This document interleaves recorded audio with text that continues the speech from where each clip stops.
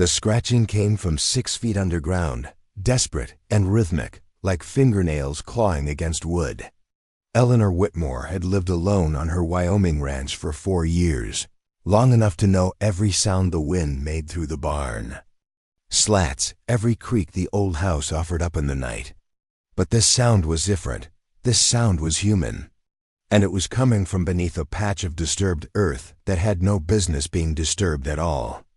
Before we jump back in, tell us where you're tuning in from. And if this story touches you, make sure you're subscribed, because tomorrow I've saved something extra special for you. What Eleanor found when she finally worked up the courage to dig would shatter everything she thought she knew about the quiet valley she called home. 8 children, barely alive, buried in a makeshift prison beneath the Wyoming soil. Their rescue would be just the beginning of a nightmare that reached far deeper than anyone imagined. But 4 days earlier, Eleanor Whitmore was just a woman, trying to survive another lonely morning on a ranch that felt too big for one person. The October wind carried the bite of early winter across the Sweetwater Valley, rattling the weathered boards of the chicken coop and sending tumbleweeds dancing across the frost-brittle grass.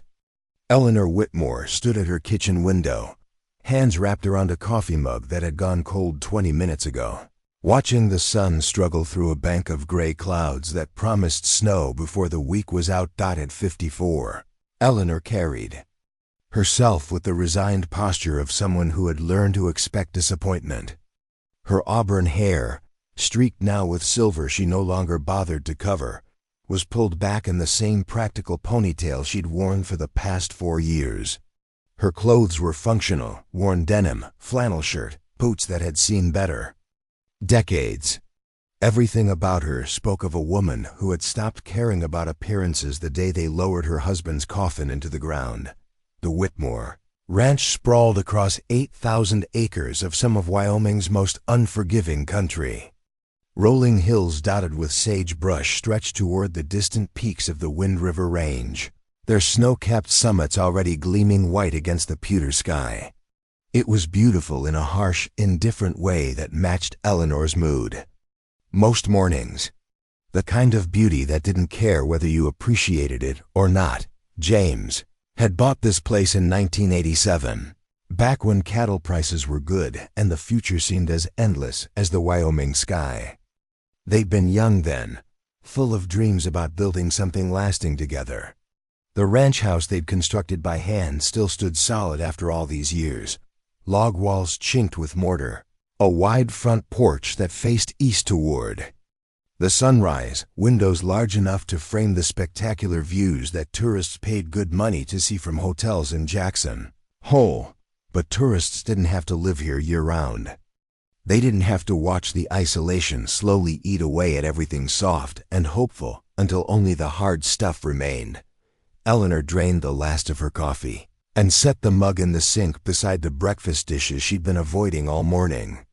1 plate, 1 fork, 1 knife. The same pathetic collection that greeted her every day, a constant reminder that she was cooking for an audience of 1 in a house built for a family that had never come. She and James had tried for children for 15 years. Specialists in Denver, treatments that cost more than some people's annual salary.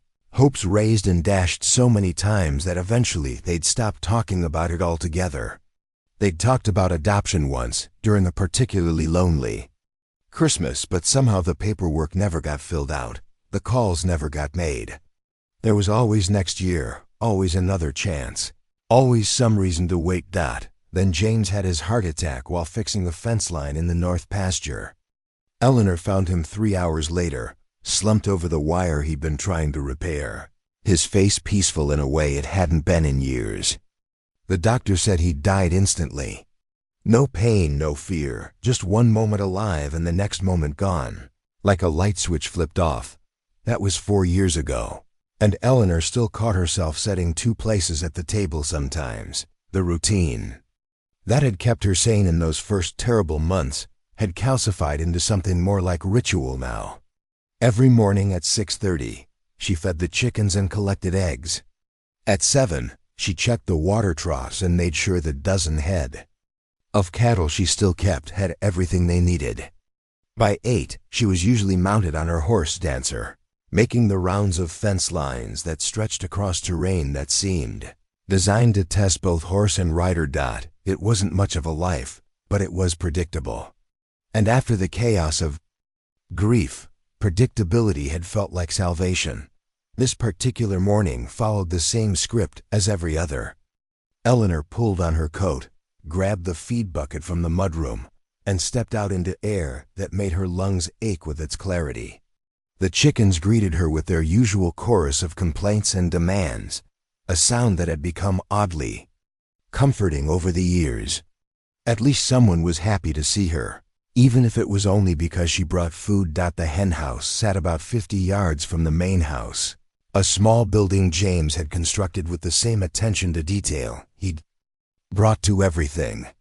Solid walls, good ventilation, nesting boxes built to last. Even the chickens lived better than most people in town. Eleanor thought with the kind of bitter humor that had become her default setting. She scattered grain across the packed earth floor and watched the hens attack their breakfast with the single-minded intensity that only truly hungry creatures could muster. There was something almost meditative about their simple satisfaction, the way they could find complete contentment in a handful of cracked corn and a warm place to roost. When she was younger, Eleanor had imagined filling these buildings with more than chickens. Maybe goats or sheep or the horses James had always talked about breeding. Children running between the buildings, voices calling across the yard, the kind of chaos that comes with a family that has outgrown its space. Instead, she had 12 chickens and enough solitude to drive a person to talking to themselves, which she did, more often than she cared to admit. "Morning, ladies," she said to the hens as she refilled their water containers. "Sleep well. No visits from the coyotes, I hope." The chickens ignored her commentary, focused entirely on their meal. Eleanor envied them for their ability to live completely in the present moment, to find joy in simple pleasures without the weight of memory dragging them backward or anxiety pulling them toward an uncertain future. After the chickens came the cattle, a small herd that represented all that remained of what had once been a thriving operation. James had run nearly 300 head at the ranch's peak, but maintaining that many animals required help that Eleanor couldn't afford and energy she no longer possessed. She'd sold off most of the herd in the year after James died, keeping just enough to make the ranch feel alive. The remaining cattle had gathered near the water trough as they always did, waiting for her morning inspection with the patience of creatures who had learned to trust in routine. Eleanor checked the automatic waterer, tested the salt block, and counted heads to make sure everyone was accounted for. 12 cows, healthy and content, their thick winter coats already growing in preparation for the brutal months ahead. She climbed the fence and scratched the ears of Bessie, an old Hereford who had been James's favorite. The cow leaned into the attention with something approaching affection, her massive head gentle against Eleanor's shoulder. These animals had been here when James was alive. They remembered him too, in their own way. By 8:15, Eleanor had Dancer saddled and ready for the morning ride. The horse was a 15-year-old quarter horse gelding, solid and reliable, with the kind of calm temperament that made him perfect for a middle-aged woman who rode more for practical purposes than pleasure. James had trained him personally, and Dancer still responded to whistle commands that James had taught him years ago. The morning route took Eleanor through the heart of the ranch, following fence lines that marked the boundaries between her land and the vast emptiness that stretched toward the mountains. It was a necessary chore. Wyoming weather and wildlife could damage fencing faster than most people could repair it, but it also served as a form of meditation, a way to ease into the day without the pressure of human interaction. The landscape around the Whitmore Ranch was typical of central Wyoming, rolling hills covered in short grass and sagebrush, broken by occasional stands of aspen and cottonwood that followed the path of seasonal streams. In summer, wildflowers painted the hillsides and brilliant splashes of color. In winter, everything turned white and stayed that way until April. October fell somewhere between, with the grass gone brown and the trees bare, except for the stubborn cottonwoods that clung to their yellow leaves like an old man refusing to admit winter was coming. Eleanor had ridden this same route hundreds of times over the years, first with James and then alone. She knew every gully, every rock outcropping, every place where the fence was likely to need attention. The routine had become so automatic that she could let her mind wander while Dancer picked his way carefully along paths worn smooth by decades.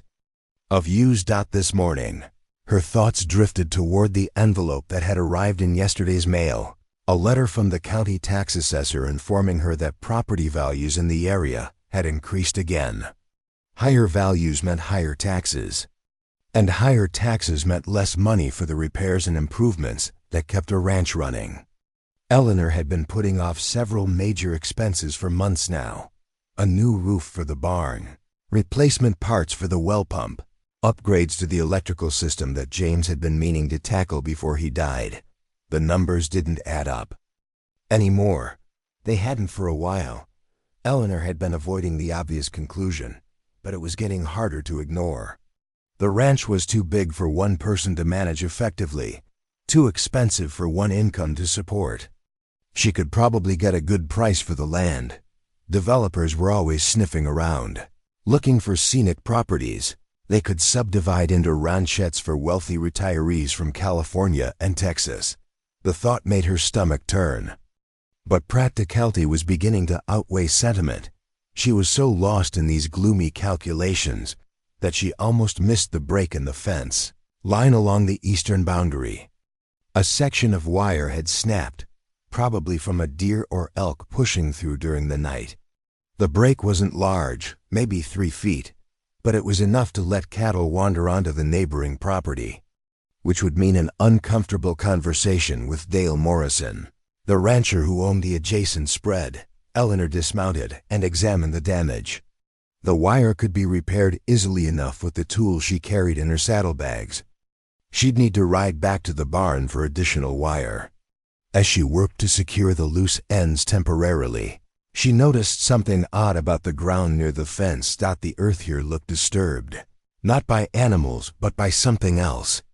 The dirt was darker in a roughly rectangular patch about 8 feet long and 4 feet wide, as if it had been dug up and then replaced. Fresh sagebrush had been scattered over the area, but not quite enough to hide the fact that someone had been digging here recently. Eleanor frowned and walked closer.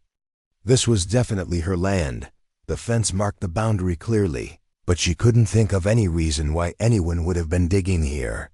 There were no utility lines in this area, no water pipes or electrical cables.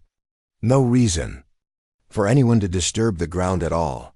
Preparing and narrating this story took us a lot of time, so if you are enjoying it, subscribe to our channel. It means a lot to us. Now back to the story. She knelt and brushed away some of this scattered brush. The soil underneath was definitely different from the surrounding earth, looser, darker, mixed with what looked like sand that didn't belong in this part of Wyoming. Someone had definitely been digging here, and recently. Eleanor stood and looked around, trying to make sense of what she was seeing. The nearest road was over a mile away, accessible only by a rough track that wound through several gates. Anyone coming out here would have had to know the area well enough to navigate in the dark, assuming this work had been done at night to avoid detection. But who would want to dig holes on her property? And why here, in the middle of nowhere, miles from the ranch house or any other buildings? A chill that had nothing to do with the October wind crept up Eleanor's spine. She'd heard stories, whispers really, about strange things happening in remote areas of Wyoming. People went missing sometimes, especially young people passing through on their way to somewhere else. Drifters, runaway kids, people whose absence might not be noticed right away. Eleanor shook her head, trying to dispel the dark thoughts. She was letting her imagination run away with her. There were plenty of innocent explanations for disturbed earth. Maybe someone had been looking for artifacts. This area had been home to Native American tribes for centuries before white settlers arrived. Maybe a utility company had been surveying for future development. Maybe it was just natural erosion. That looked more suspicious than it actually was, but even as she tried to convince herself, Eleanor found herself looking more carefully at the ground around the disturbed area. And that's when she noticed the footprints. They were faint, mostly, obscured by wind and weather, but definitely human. Boot prints, several different sizes, leading from the direction of the road toward the fence line and then back again. Too many prints for a single person, and too organized to be random hikers or hunters. Eleanor's mouth went dry. Whatever had happened here involved multiple people working together, and they'd gone to considerable effort to hide their activities. The scattered brush, the location far from any buildings or roads, the evidence of careful planning, none of it suggested innocent motives. She remounted Dancer and continued her fence inspection, but her mind was no longer on broken wire or wandering cattle. Instead, she found herself scanning the horizon, looking for signs of other disturbances, other places where the earth might have been disturbed recently. The rest of the fence line appeared normal, but Eleanor's unease grew with each passing mile. She'd lived in this valley for nearly 30 years, and she'd never seen anything like the disturbed ground near the eastern boundary. It felt wrong in a way she couldn't articulate, like a discordant note in a familiar song. By the time she returned to the ranch house, Eleanor had made a decision. She would call the sheriff's office and report what she'd found. It was probably nothing, but better to be safe than sorry. If someone was using her property for illegal activities, she needed to know about it. But when she reached for the phone, Eleanor hesitated. What exactly would she tell them? That she'd found some disturbed earthen footprints on her own property? That she had a bad feeling about something she couldn't even describe properly? Sheriff Tom Bradley had known her for years. He'd been at James's funeral, had checked on her regularly during those first terrible months, but even old friends had limits to their patience with paranoid widows. Eleanor hung up the phone without dialing. She needed more than suspicious feelings and vague unease before she started bothering law enforcement. If there was really something wrong, she'd find more concrete evidence eventually. And if there wasn't, she'd save herself the embarrassment of crying wolf over shadows and coincidences. The rest of the day passed in its usual rhythm, but Eleanor found herself distracted, her thoughts returning again and again to that patch of disturbed earth near the fence line. Even routine tasks felt different now, colored by an anxiety she couldn't shake. The isolation that had felt like peace that morning now felt like vulnerability. As evening approached and the sun began its descent toward the mountains, Eleanor found herself standing at the kitchen window again, looking out toward the eastern pastures where the fence line disappeared into gathering shadows. Somewhere out there, in the darkness beyond her sight, the ground held secrets that someone had worked very hard to keep hidden. And for the first time in 4 years, Eleanor Whitmore felt like she wasn't alone on her ranch after all. The thought should have been comforting, but instead it filled her with a dread that settled into her bones like winter cold. Something was out there in the dark, something that didn't belong. And tomorrow, whether she wanted to or not, Eleanor knew she was going to have to find out what it was.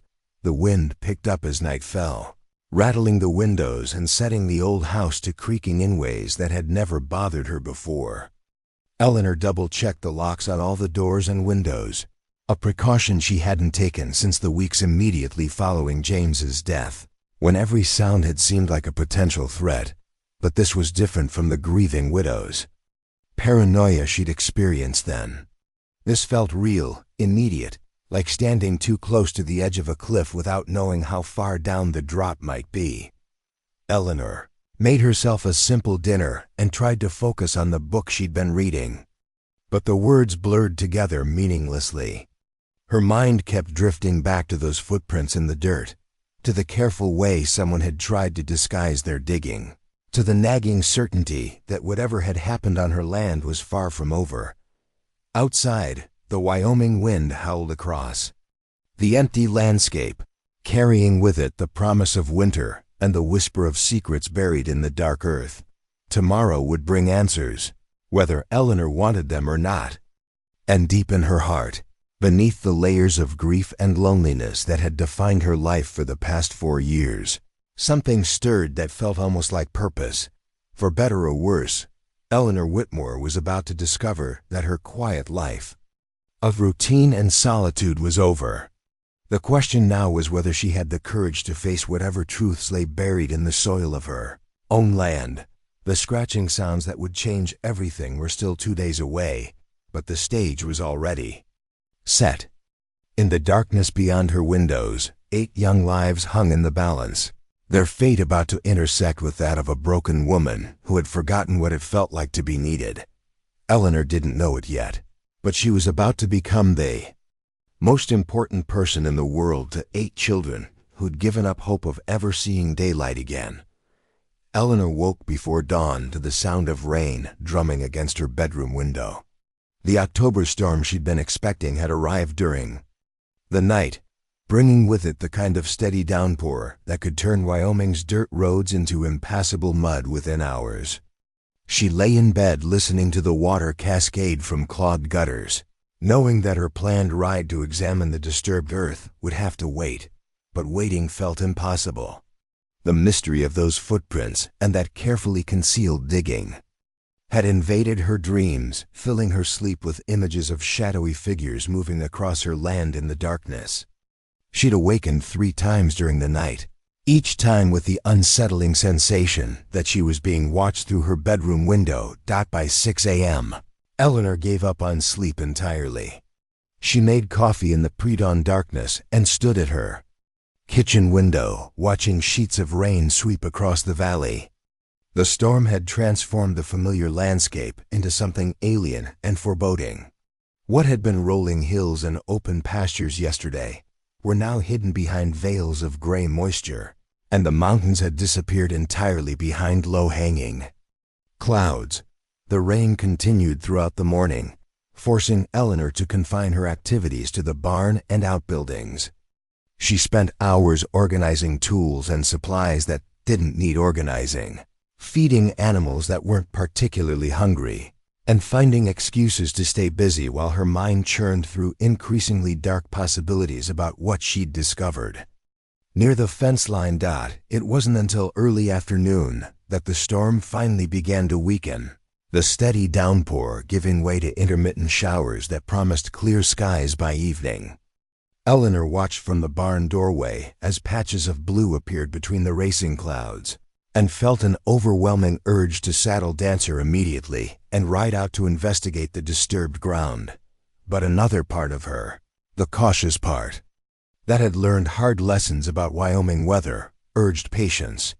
The trails would be treacherous for hours yet, and she'd learned long ago that rushing into dangerous conditions was a luxury she couldn't afford as a woman living alone in the middle of nowhere. Still, the compulsion to know gnawed at her like physical hunger. Eleanor found herself checking the sky every few minutes, willing the clouds to part and the sun to emerge long enough to dry the worst of the mud from the ranch roads. While she waited, Eleanor retrieved James's old metal detector from the storage room where it had been gathering dust for the past 4 years. James had been fascinated by the idea of finding artifacts on their property, arrowheads, old coins, maybe even relics from the wagon trains that had passed through the valley in the 1800s. He'd spent countless weekend afternoons sweeping the device back and forth across likely spots, usually finding nothing more exciting than rusty nails and bottle caps. But the metal detector might reveal whether anything had been buried in that disturbed patch of earth. If someone had simply been digging for archaeological purposes, they wouldn't have left behind any metal objects. But if they'd been burying something they wanted to stay hidden, there might be traces of metal containers, tools, or other evidence that the detector could locate. Eleanor tested the device in the barn, running it over various tools and equipment to make sure it still functioned properly. The familiar beeping and crackling sounds brought back memories of following James around the property, watching him pursue his hobby with the enthusiasm of a child hunting treasure. She'd teased him about it then, calling it his expensive toy. Now she wished desperately that he was here to help her figure out what secrets their land might be hiding. By 4 o'clock, the rain had stopped completely and weak afternoon sunlight was breaking through the thinning clouds. Eleanor could wait no longer. She saddled Dancer, secured the metal detector to her saddle, and set out for the eastern boundary with a mixture of determination and dread that made her stomach clench. The ride took longer than usual. The trails were slick with mud, and Dancer had to pick his way carefully around puddles and washouts that hadn't existed the day before. But the fresh air felt good after hours of confinement, and Eleanor found herself appreciating details of the landscape that the previous day's anxiety had caused her to miss. The rain had brought out the last of the season's wildflowers, tiny purple blooms that dotted the hillsides like scattered jewels. The air smelled clean and sharp, carrying the mingled sense of wet sage and damp earth. Under different circumstances, it would have been a beautiful afternoon for a ride. As they approached the fence line, Eleanor felt her pulse quicken. From a distance, the area looked exactly as she remembered it. The broken fence wire she'd temporarily repaired, the scattered brush, the subtle wrongness of earth that had been disturbed and then hastily concealed. But when she dismounted and walked closer, Eleanor realized that the overnight rain had revealed far more than she'd bargained for. The water had washed away much of the loose soil and scattered vegetation that someone had used to camouflage their digging. What remained was clearly visible. Now a rectangular depression in the earth, roughly 8 feet long and 4 feet wide, that had definitely been excavated by human hands. The edges were too straight, the corners too precise, for this to be any kind of natural erosion or animal activity. More disturbing still were the objects that the rain had exposed along the edges of the excavation. Eleanor knelt and picked up what looked like a piece of blue fabric, faded and dirty, but clearly man-made. A few feet away, she found a child's sneaker, small and worn, its bright red color now dulled by exposure to the elements. Eleanor's hands began to shake as she examined the shoe. It was sized for a child of maybe 8 or 9 years old, and it showed signs of recent wear. This wasn't some historical artifact that had been buried for decades. This shoe had been on a child's foot very recently. Fighting down a surge of panic, Eleanor activated the metal detector and began sweeping it systematically across the disturbed area. The device remained silent for the first several passes, but as she moved toward the center of the rectangle, it began to emit the steady beeping that indicated metal somewhere below the surface. The signal was strong and consistent, suggesting something substantial buried at a depth of perhaps 2 or 3 feet. Eleanor marked the spot with a stick and continued her sweep, hoping against hope that she would find nothing else. But the metal detector revealed at least 3 separate areas where metal objects lay buried beneath the rain-softened earth. Eleanor sat back on her heels, staring at the evidence before her. The child's shoe, the fabric, the metal detector readings, the careful excavation, it all pointed to one terrifying conclusion. Someone had buried something here, something that included personal belongings of children. The question was whether those children were still alive. The rational part of Eleanor's mind insisted that there had to be innocent explanations. Maybe this was the site of an old homestead, and the metal readings were from household items left behind by long-departed settlers. Maybe the shoe and fabric had been carried here by animals or weather from some distant source. But deep in her gut, Eleanor knew she was looking at something far more sinister. The excavation was too recent, too carefully concealed, too deliberately placed in a location where it was unlikely to be discovered by casual observers. And the presence of a child's shoe, obviously modern and recently worn, eliminated any possibility that this was historical debris. As she knelt there in the Wyoming mud, surrounded by evidence of something unspeakable, Eleanor made a decision that would haunt her for the rest of her life. She was going to dig. She knew she should call the sheriff immediately. She knew that disturbing what might be a crime scene could destroy crucial evidence. She knew that a middle-aged widow had no business conducting her own investigation into what could be a matter for law enforcement, but she also knew that if children were involved, every minute could matter. If someone was buried down there, if someone was still alive and waiting for help, then protocols and procedures were luxuries she couldn't afford. Eleanor tied Dancer to a fence post and retrieved the folding shovel she always carried in her saddlebags for emergency repairs. The tool was small and light, designed for digging post holes rather than major excavation, but it would have to do. She marked the spot where the metal detector had given its strongest reading and began to dig.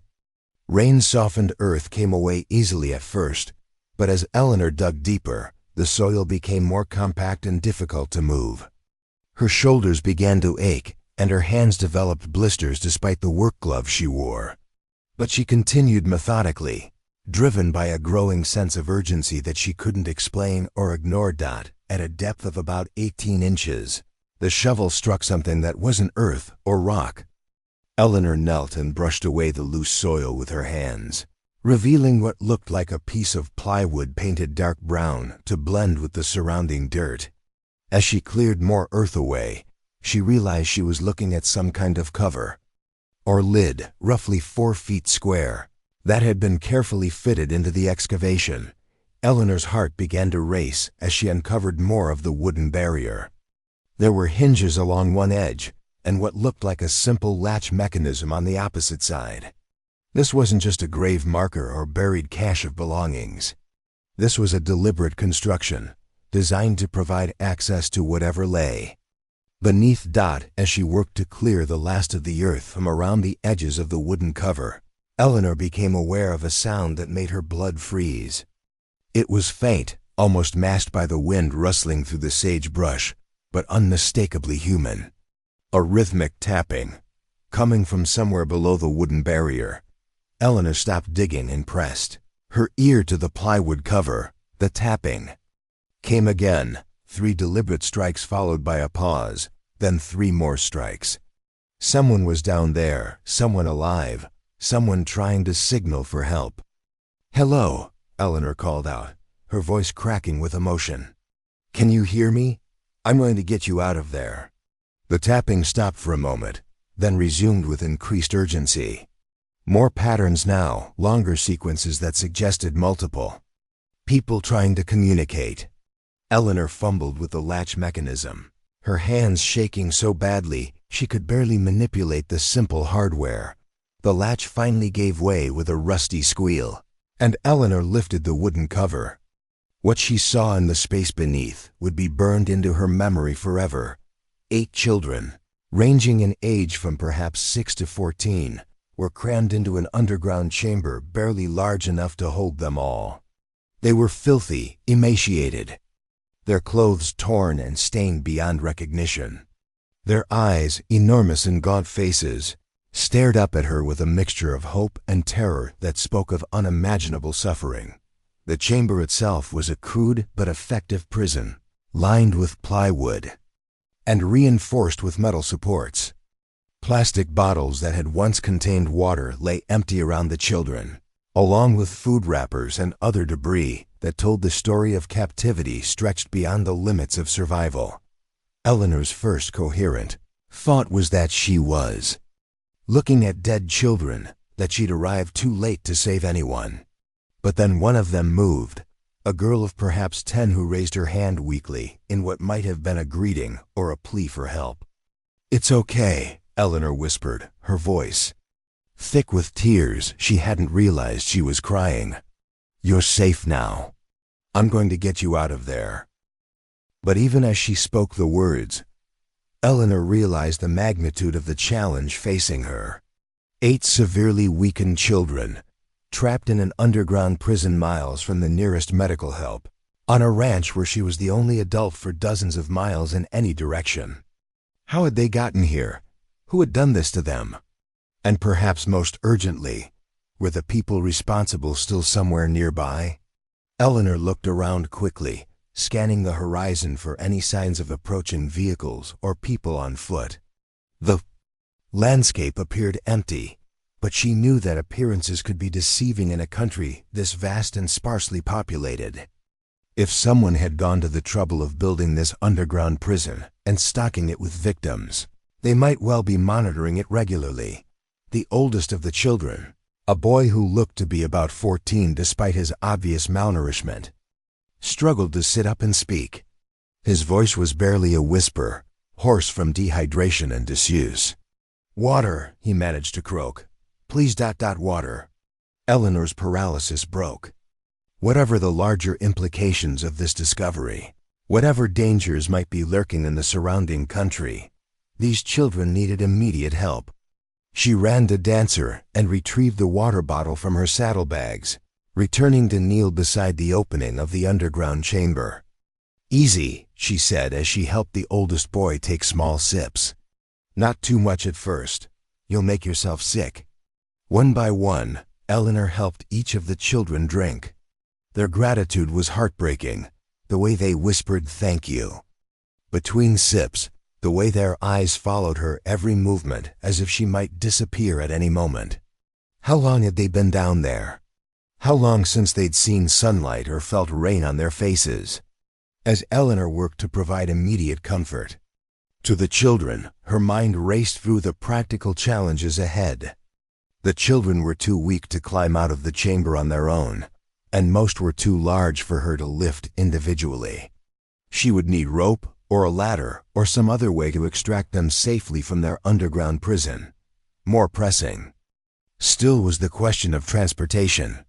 Dancer could carry perhaps one or two of the smaller children, but getting all 8 back to the ranch house would require multiple trips or some other solution. And if the people responsible for this atrocity were still in the area, making multiple trips over the same route would expose both Eleanor and the children to enormous risk. Eleanor looked down at the 8 young faces gazing up at her with desperate hope and made another decision that would define the rest of her life. Whatever it took, whatever risks she had to face, she was going to save these children. All of them, tonight. The sun was beginning to set behind the mountains, and Eleanor knew that darkness would bring new dangers to an already perilous situation. But as she knelt beside that opened grave in the Wyoming wilderness, surrounded by evidence of human evil beyond her comprehension, Eleanor Whitmore felt something stirring inside her that she hadn't experienced since James died. Purpose, and with it, a fierce protective instinct that surprised her with its intensity. These children had survived. Whatever horrors had brought them to this place. Now it was up to her to make sure they lived to see tomorrow that the scratching sounds that had haunted her dreams were real, and they had led her to this moment of terrible discovery. Now the real work began, the first child Eleanor managed to extract. From the underground chamber was the smallest, a little girl who couldn't have been more than 6 years old, with tangled blonde hair and eyes that seemed far too old for her tiny face. The child weighed almost nothing, her small body feeling fragile as porcelain in Eleanor's arms as she lifted her carefully from the cramped space below. "What's your name, sweetheart?" Eleanor asked gently as she wrapped the girl in her own jacket. "Emma," came the whispered response, so quiet Eleanor had to lean close to hear it. "Emma Patterson. Are you going to take us home?" The question hit Eleanor like a physical blow. Home. These children had homes. Families who were probably desperate with worry, searching frantically for their missing loved ones. How long had they been gone? How far had they traveled from wherever they belonged? "Yes," Eleanor said firmly, though she had no idea how she was going to keep that promise. "I'm going to take you home." The extraction process was agonizingly slow. Each child had to be lifted individually from the chamber, and most were too weak to help themselves climb out. Eleanor's back ached and her arms trembled from the effort, but she worked steadily as the western sky began to darken toward twilight. Second child she rescued was a boy of about 8, Hispanic, who introduced himself as Miguel Santos. His English was accented but clear, and he seemed to be in slightly better condition than some of the others. As Eleanor helped him sip water from her bottle, Miguel began to talk in a rapid, frightened whisper. "There were more of us," he said, his dark eyes darting nervously toward the surrounding landscape. "At first, there were more, but some got sick, and the men took them away. They said they were going to a doctor, but—" His voice trailed off, and he didn't need to finish the sentence. Eleanor's blood ran cold. More children. Others who hadn't survived whatever ordeal had brought them to this remote corner of Wyoming. The full scope of what she was dealing with began to crystallize, and it was worse than anything she'd imagined. The third child was another girl, perhaps 12 years old, with red hair and freckles that stood out starkly against her pale, gaunt face. She gave her name as Jennifer Walsh, and immediately began asking about her little brother. "Tommy was with me," Jennifer said urgently, gripping Eleanor's arm with surprising strength. "He's only 9. They put him in a different place. You have to find him." Eleanor's heart sank as she realized the horrible possibility that there might be other underground chambers scattered across her property, other children trapped in similar prisons. The metal detector readings had indicated multiple burial sites. What if this chamber was only one of several? As she continued the rescue process, Eleanor learned fragments of each child's story. There was David Kim, age 11, who had been walking home from school in Cheyenne when a van had pulled up beside him. Rebecca Martinez, 13, had been taken from a shopping mall in Denver. Marcus Thompson, age 10, had disappeared from a playground in Fort Collins while his mother was distracted for just a few minutes. Each name, each face, each snippet of story added to the growing picture of a systematic operation that had been targeting children across multiple states. This wasn't a random crime of opportunity. It was an organized effort that had been operating for months, possibly years. The oldest child in the chamber was indeed the 14-year-old boy who had first asked for water.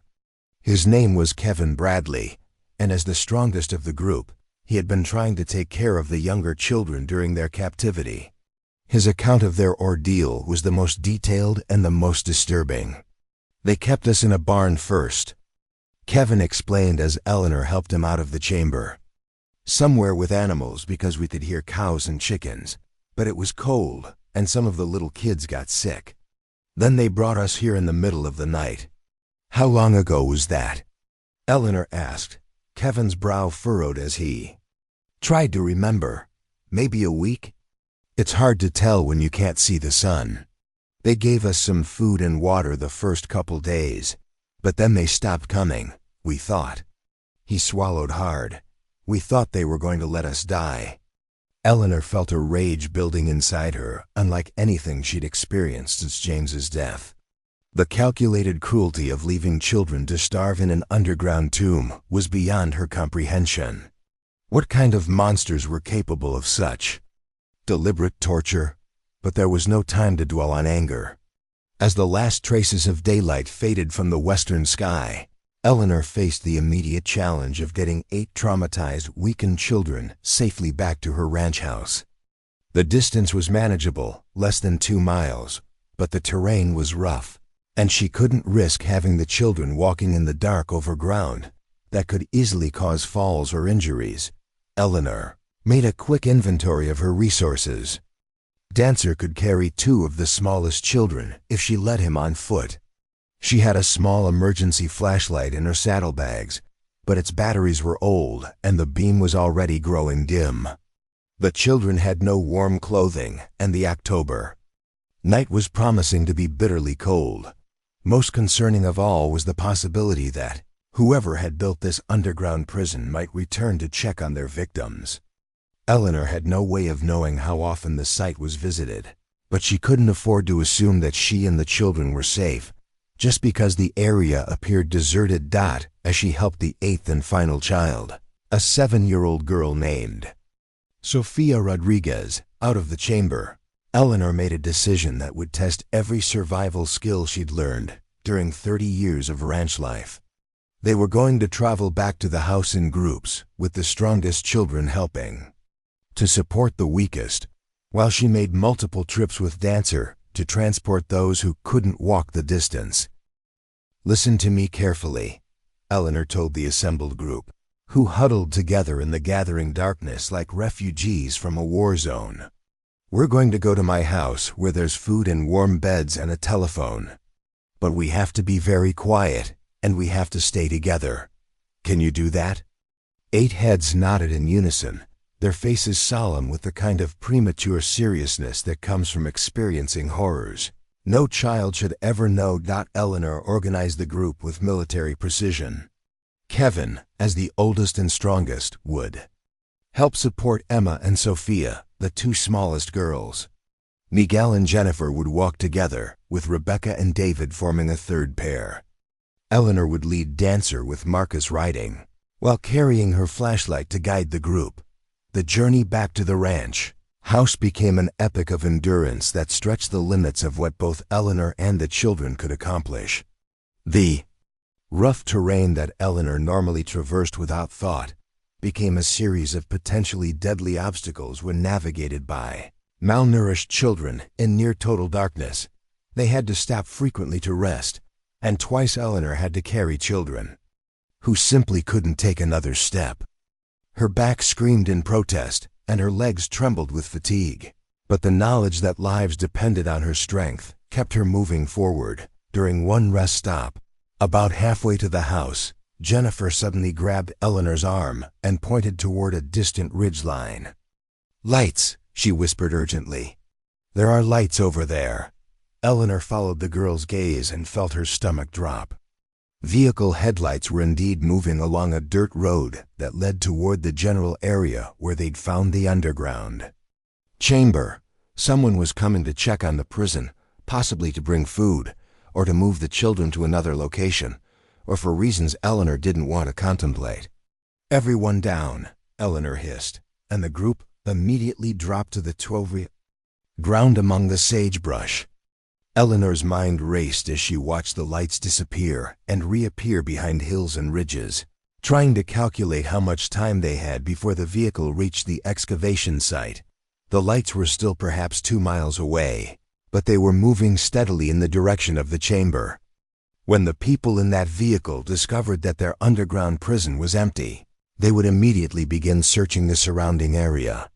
And 8 children and a middle-aged woman on foot wouldn't be hard to track in this open country. Eleanor made another split-second decision that could mean the difference between life and death for all of them.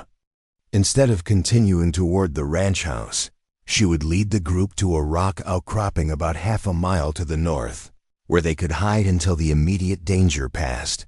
"Change of plans," she whispered to Kevin. "We're going to hide first, then go to the house later." The boy nodded gravely, understanding immediately that their situation had become even more perilous.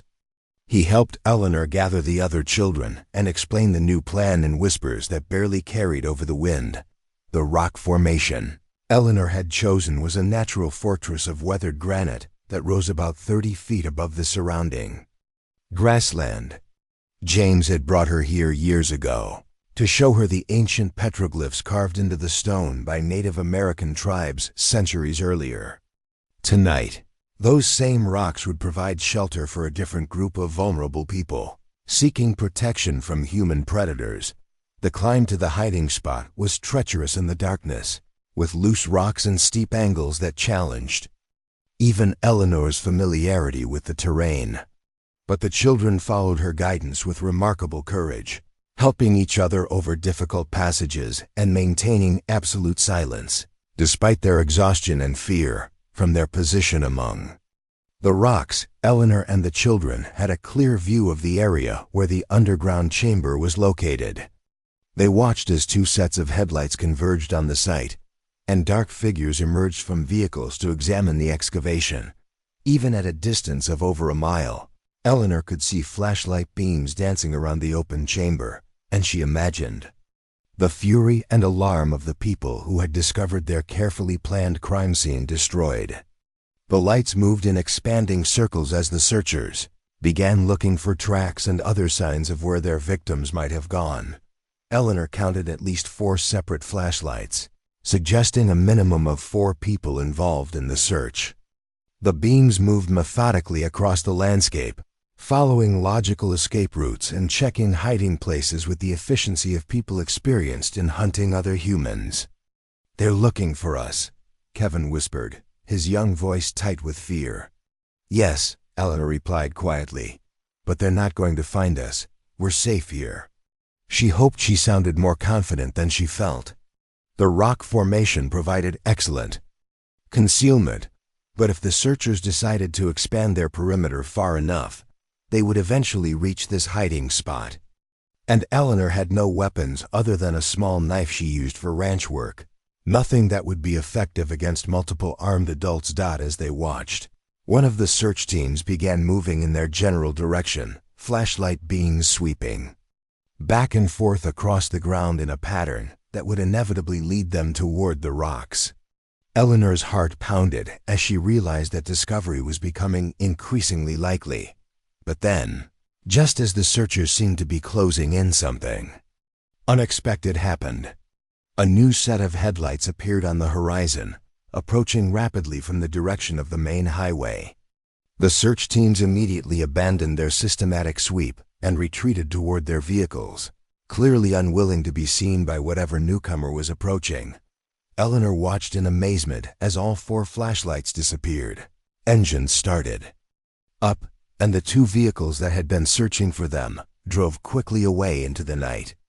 Whatever the approaching vehicle represented, it had been enough to scare off the people who had been hunting them. The new arrival turned out to be a Wyoming Highway Patrol cruiser, its light bar flashing as it pulled up to the excavation site. Eleanor could see an officer getting out to examine the open chamber, radio in hand as he presumably called for backup and additional resources.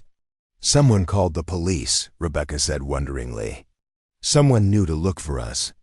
Eleanor frowned, trying to understand how law enforcement could have known about the underground chamber. She certainly hadn't called them, and the children had been trapped for days.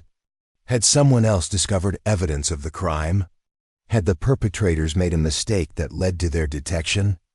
The answer, when it came, was both simpler and more disturbing than Eleanor had imagined. As additional police vehicles arrived at the scene and officers began setting up a crime scene perimeter, Eleanor overheard radio chatter that chilled her to the bone. One of the officers was reporting the discovery of a second underground chamber, this one containing the bodies of 3 children who hadn't survived their captivity. The highway patrol had been called by a rancher whose cattle had broken through a fence and discovered the burial site while seeking water during the recent storm. Eleanor felt sick as she realized the full scope of what had been happening on her property. Multiple chambers, multiple victims, a systematic operation that had been using her isolated ranch as a killing ground for months or possibly years. How many children had died here while she went about her daily routines, oblivious to the horrors taking place just miles from her home? But there was no time for guilt or self-recrimination. The immediate presence of law enforcement meant that Eleanor and the 8 children were finally safe from their pursuers, but it also created new complications. How was she going to explain her presence at the crime scene? How would she account for her decision to extract the children from their underground prison rather than immediately calling for professional help? Eleanor looked around at the 8 young faces that depended on her for protection and guidance, and made yet another decision that would define her actions for the rest of the night. She was going to walk down to those police officers and tell them exactly what had happened. Regardless of the consequences for herself, these children had survived an ordeal that would traumatize them for life. They deserved professional medical attention, counseling, and help reuniting with their families. Her own legal troubles, if any, were a small price to pay for getting them the help they needed. "We're going down to the police," Eleanor announced to the group. "It's time to go home." As they began their careful descent from the rock formation, Eleanor reflected on how much her life had changed in the space of just a few hours. This morning, she had been a lonely widow marking time on an isolated ranch. Tonight, she was responsible for 8 young lives and in possession of evidence about crimes that would shock the entire state of Wyoming. The scratching sounds that had haunted her dreams had led her to this moment of truth. Now she had to find the courage to face whatever came next, knowing that 8 children were counting on her to see them safely through to the other side of their nightmare. The flashing lights of the police cars grew brighter as they approached, beacons of hope in the Wyoming darkness that promised an end to the immediate danger and the beginning of a long journey toward justice and healing. The walk down from the rock formation toward the flashing police lights felt like stepping from one world into another. Eleanor led her small procession of rescued children through the sagebrush, each step taking them closer to safety, but also toward questions she wasn't sure how to answer. Behind her, 8 young survivors moved with the careful steps of people who had learned not to trust that safety was permanent. The first Wyoming Highway Patrol officer to spot them was Sergeant Maria Gonzalez, a 20-year veteran whose experience with missing children cases had taught her to expect the unexpected. But nothing in her career had prepared her for the sight of a middle-aged rancher emerging from the darkness with 8 children who were supposed to be dead.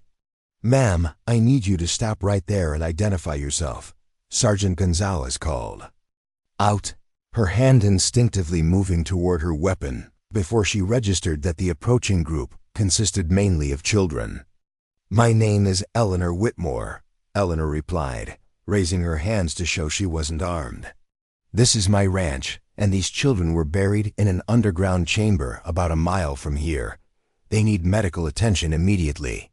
The radio chatter that followed Eleanor's announcement created a frenzy of activity that transformed the remote crime scene into a command center within minutes. Additional ambulances were dispatched from Casper and Cheyenne. FBI agents were called in from Denver, and the Wyoming Division of Criminal Investigation activated their Child Crimes Task Force. But for Eleanor and the 8 children, the most immediate concern was getting medical evaluation and basic care. The first EMT unit on scene was staffed by paramedics Rachel Stone and Mike Williams, both of whom had extensive experience with trauma cases, but had never dealt with anything quite like this. "How long were they underground?" Rachel asked Eleanor as she began checking vital signs on little Emma Patterson, who was clinging to Eleanor's jacket like a lifeline. "I don't know exactly," Eleanor admitted. "Kevin, the oldest boy, thinks it was about a week, but they were held somewhere else before that." Rachel nodded grimly as she noted Emma's pulse rate and blood pressure. Severe dehydration, malnutrition, and what appeared to be early stages of hypothermia were common to all 8 children. But miraculously, none showed signs of serious physical abuse beyond the trauma of captivity itself. While the medical team worked to stabilize the children, Detective Lisa Chun of the Wyoming Division of Criminal Investigation began the delicate process of interviewing Eleanor about her discovery. Chun was a specialist in child crimes, and her gentle but thorough questioning technique had helped solve dozens of cases involving missing and exploited children. "Mrs. Whitmore, I need you to walk me through exactly how you found these children," Detective Chun said as she opened her notebook. "Start from the beginning, and don't leave out any details, no matter how insignificant they might seem." Eleanor found herself recounting the entire sequence of events, from her initial discovery of the disturbed earth 2 days earlier to her decision to investigate with the metal detector. Detective Chun took careful notes, occasionally asking for clarification about timing, locations, and physical evidence. "You said you found a child's shoe before you started digging," Chun noted. "Do you still have it?"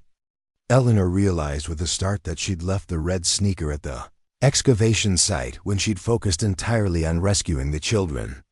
"It should still be there, by the fence line where I found it. We'll locate it," Chun assured her. What about the metal detector readings? You mentioned 3 separate areas where you detected metal objects. Only one was the chamber where the children were, Eleanor explained. I didn't have time to investigate the other locations. Detective Chun's expression grew even more serious. The possibility of additional burial sites meant this case was far larger than anyone had initially realized. Within hours, ground-penetrating radar units would be en route to survey Eleanor's entire ranch for hidden graves and underground structures. As the night wore on, the crime scene expanded to encompass hundreds of acres around the Whitmore Ranch. Generator-powered floodlights turned the remote Wyoming landscape into a surreal theater of law enforcement activity. Evidence technicians photographed and measured every detail of the underground chamber, while search teams with dogs began systematically combing the surrounding area for additional evidence. The children, meanwhile, were transported to Casper Regional Medical Center, where a team of pediatric specialists waited to evaluate their condition. Eleanor found herself in the unexpected position of being the closest thing to a guardian the children had, since none of their families had yet been located and contacted. Dr. Amanda Foster, the hospital's chief pediatrician, briefed Eleanor on the children's conditions after completing her initial examinations. Physically, they're in remarkably good shape considering what they've been through, Dr. Foster explained. Dehydration and malnutrition are the primary concerns, but those are treatable. Psychologically, however, the trauma they've experienced will require long-term professional care. Eleanor nodded, feeling the weight of responsibility settling on her shoulders. These children had survived an ordeal that would scar them for life, and somehow she had become their anchor in a world that had suddenly become safe again. How long before their families can be contacted? Eleanor asked. Detective Chun is working on that, Dr. Foster replied. But it's complicated. These children were taken from different states over a period of several months. Some families may have given up hope that their children were still alive. The reunion process, when it began the following day, was both heartbreaking and miraculous. Eleanor watched from the hospital waiting room as parents who had been living in hell for weeks or months were reunited with children they'd feared they would never see again. Emma Patterson's parents drove through the night from Billings, Montana, where they'd been living in a nightmare of uncertainty since their daughter disappeared from a school playground 6 weeks earlier. The moment when Emma's mother, Susan, first saw her daughter was burned into Eleanor's memory forever. The way Susan collapsed to her knees, the way Emma ran into her arms, the sound of crying that held 4 different kinds of emotion at once. Miguel Santos's reunion with his grandmother was equally moving.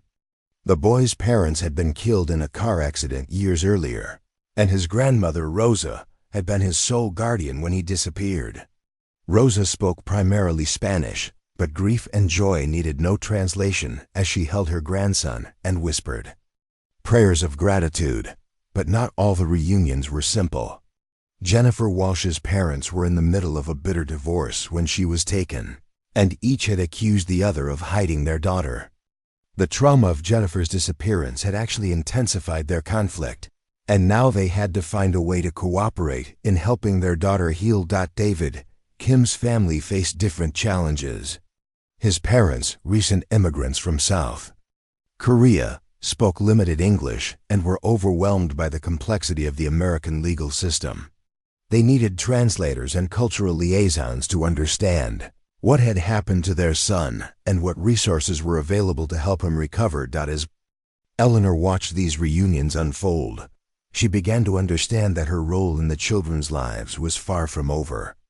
The bonds formed during their rescue had created connections that couldn't be easily severed, and several of the families specifically asked if she would remain involved in their children's recovery process. Meanwhile, the investigation into the crimes themselves was revealing disturbing connections that reached far beyond Eleanor's ranch. Detective Chun briefed Eleanor on the preliminary findings during a meeting at the hospital on the second day after the rescue. We've identified the vehicle tracks at the scene, Chun explained. They matched tire patterns from a white van that was spotted in 3 different cities where children disappeared. We're dealing with an organized operation that's been active for at least 2 years. The scope of the investigation was staggering. FBI agents were coordinating with law enforcement agencies in Colorado, Montana, Utah, and Nebraska, where similar disappearances had occurred. The underground chamber on Eleanor's ranch appeared to be just one link in a chain of crimes that spanned multiple states. "How did they choose my property?" Eleanor asked. "Why here?" Detective Chun pulled out a map marked with various colored pins. Location was key to their operation. Your ranch is isolated but accessible, close to major highways but far from regular patrol routes. The perpetrators needed somewhere they could operate without detection. Eleanor studied the map and felt a chill as she realized how carefully her property had been selected. The criminals had done reconnaissance, studying traffic patterns, neighbor locations, and law enforcement response times. Her isolation, which she'd always considered a source of peace, had made her land perfect for their purposes. "There's something else," Chun continued. "We found evidence that your property has been under surveillance for months. Trail cameras, hidden in trees, tire tracks from vehicles that had no legitimate reason to be there. These people knew your routines, your schedule, when you were likely to be in different parts of the ranch." The revelation that she'd been watched, that her every movement had been cataloged by people planning unspeakable crimes, made Eleanor feel violated in ways she struggled to articulate. Her quiet life, her daily routines, her grief-induced isolation, all of it had been studied and exploited by predators who saw her solitude as an opportunity. But the investigation also revealed Eleanor's incredible luck in timing her discovery when she did. According to evidence found at the scene, the underground chamber had been designed with a limited air supply. Computer models suggested that the 8 children would have had perhaps another day or 2 before carbon dioxide poisoning made their prison a tomb. "If you hadn't found them when you did," Detective Chun said quietly, "we'd be talking about 8 more bodies instead of 8 survivors." The weight of that revelation stayed with Eleanor as the investigation continued. The scratching sounds that had disturbed her sleep hadn't been her imagination or the product of grief-induced paranoia. They had been a desperate call for help from children who were running out of time. As the 3rd day after the rescue dawned, Eleanor found herself in an unexpected position. Media attention was beginning to focus on her role in saving the children, and reporters were requesting interviews about her heroic actions. But Eleanor felt anything but heroic. She felt angry, violated, and responsible for crimes that had been committed on her land without her knowledge. The breakthrough in identifying the perpetrators came from an unexpected source. Kevin Bradley, the 14-year-old who had been taking care of the younger children during their captivity, worked with a forensic artist to create detailed sketches of the men who had captured them. "There were 3 of them regular," Kevin explained to Detective Chen and FBI agent Sarah Martinez. "The tall one with the gray beard was the boss. He never talked to us directly, just gave orders to the others. The one with the scar on his neck brought us food when they bothered to feed us. And there was a younger guy, maybe 20s, who seemed scared of the other 2. The sketches Kevin helped create were distributed to law enforcement agencies across the region, and within hours, they had their first potential match. The man with the scar was identified as Russell "Rusty" Morrison, a convicted felon with a history of assault and kidnapping charges. Morrison was known to associate with Thomas Garrett, a 58-year-old man whose description matched Kevin's account of the boss. But it was the identification of the 3rd suspect that provided the biggest shock of the investigation. DNA evidence found at the underground chamber matched samples in the FBI database from Benjamin Clark, a 23-year-old man who had been reported missing by his family 6 months earlier. "We think Clark was initially a victim himself," Agent Martinez explained to Eleanor. "Possibly grabbed the same way as the children. But instead of being killed, he was forced to participate in the operation. Stockholm Syndrome, combined with threats against his family, might have kept him compliant. The psychological complexity of the case was becoming clearer. This wasn't simply a matter of evil people preying on innocent children. It was a sophisticated criminal organization that used terror, manipulation, and psychological warfare to control both victims and accomplices. Eleanor found herself struggling to process the full implications of what had been happening on her land. The crimes weren't random or opportunistic. They were part of a calculated business model that treated children as commodities to be harvested, stored, and disposed of when they were no longer useful. What were they planning to do with the children? Eleanor asked Agent Martinez during one of their briefings. Martinez's expression darkened. Human trafficking is a multi-billion-dollar industry. Children are valuable for multiple purposes: forced labor, sexual exploitation, organ harvesting. The underground chambers weren't just hiding places. They were storage facilities. The conversation left Eleanor feeling sick and furious. 8 children had been stored like merchandise beneath her land, their lives reduced to inventory in a criminal enterprise that operated with corporate efficiency. But the children themselves were proving remarkably resilient. Despite their trauma, they were cooperating with investigators, providing details that helped build the case against their captors. More importantly, they were beginning to heal, their personalities emerging as proper nutrition and medical care restored their strength. Emma Patterson, the 6-year-old who had been the first child Eleanor rescued, had developed a particular attachment to Eleanor. The little girl asked for her daily, and Eleanor found herself spending increasing amounts of time at the hospital, reading stories and providing the kind of gentle comfort that only someone who had experienced profound loss could offer. "Will you come visit me when I go home?" Emma asked during one of Eleanor's visits. "If your parents want me to," Eleanor replied. "I'd love to come visit you." The bond between Eleanor and the 8 children was becoming a crucial part of their recovery process.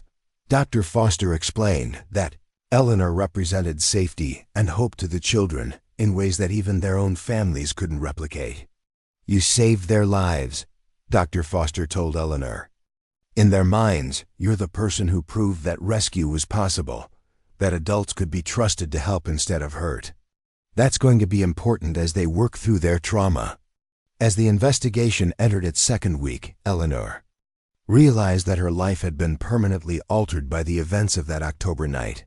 She was no longer just a widow trying to survive on an isolated ranch. She had become part of something larger, a community of survivors and advocates working to ensure that other children wouldn't suffer similar fates. The scratching sounds that had led her to the underground chamber had awakened something in Eleanor that she'd thought died with James: purpose, connection, the knowledge that her actions could make a difference in other people's lives. But the criminals who had used her land for their horrific purposes were still free. And until they were captured, Eleanor knew that neither she nor the 8 children would be truly safe. The investigation was closing in on them, but dangerous people with nothing left to lose were capable of desperate actions. The peaceful isolation of the Whitmore ranch had been shattered forever, replaced by the knowledge that evil could take root anywhere, even in the most unlikely places. But it had also revealed that ordinary people, when faced with extraordinary circumstances, could find reserves of courage they never knew they possessed. Eleanor's journey from broken widow to accidental hero was far from complete. The hardest challenges still lay ahead, as the hunt for the perpetrators intensified and the long process of healing began for 8 children, who had learned too young that the world could be a dangerous place. But on this night, as Eleanor sat beside Emma's hospital bed reading a story about brave knights and rescued princesses, she knew that the scratching sounds that had disturbed her sleep would never leave her memory. They had called her to action when action was desperately needed, and she had answered that call with a courage that surprised even herself. The manhunt for Thomas Garrett, Russell Morrison and Benjamin Clark began at dawn on the fourth day after the rescue, when FBI agents raided a compound 40 miles southeast of Eleanor's ranch.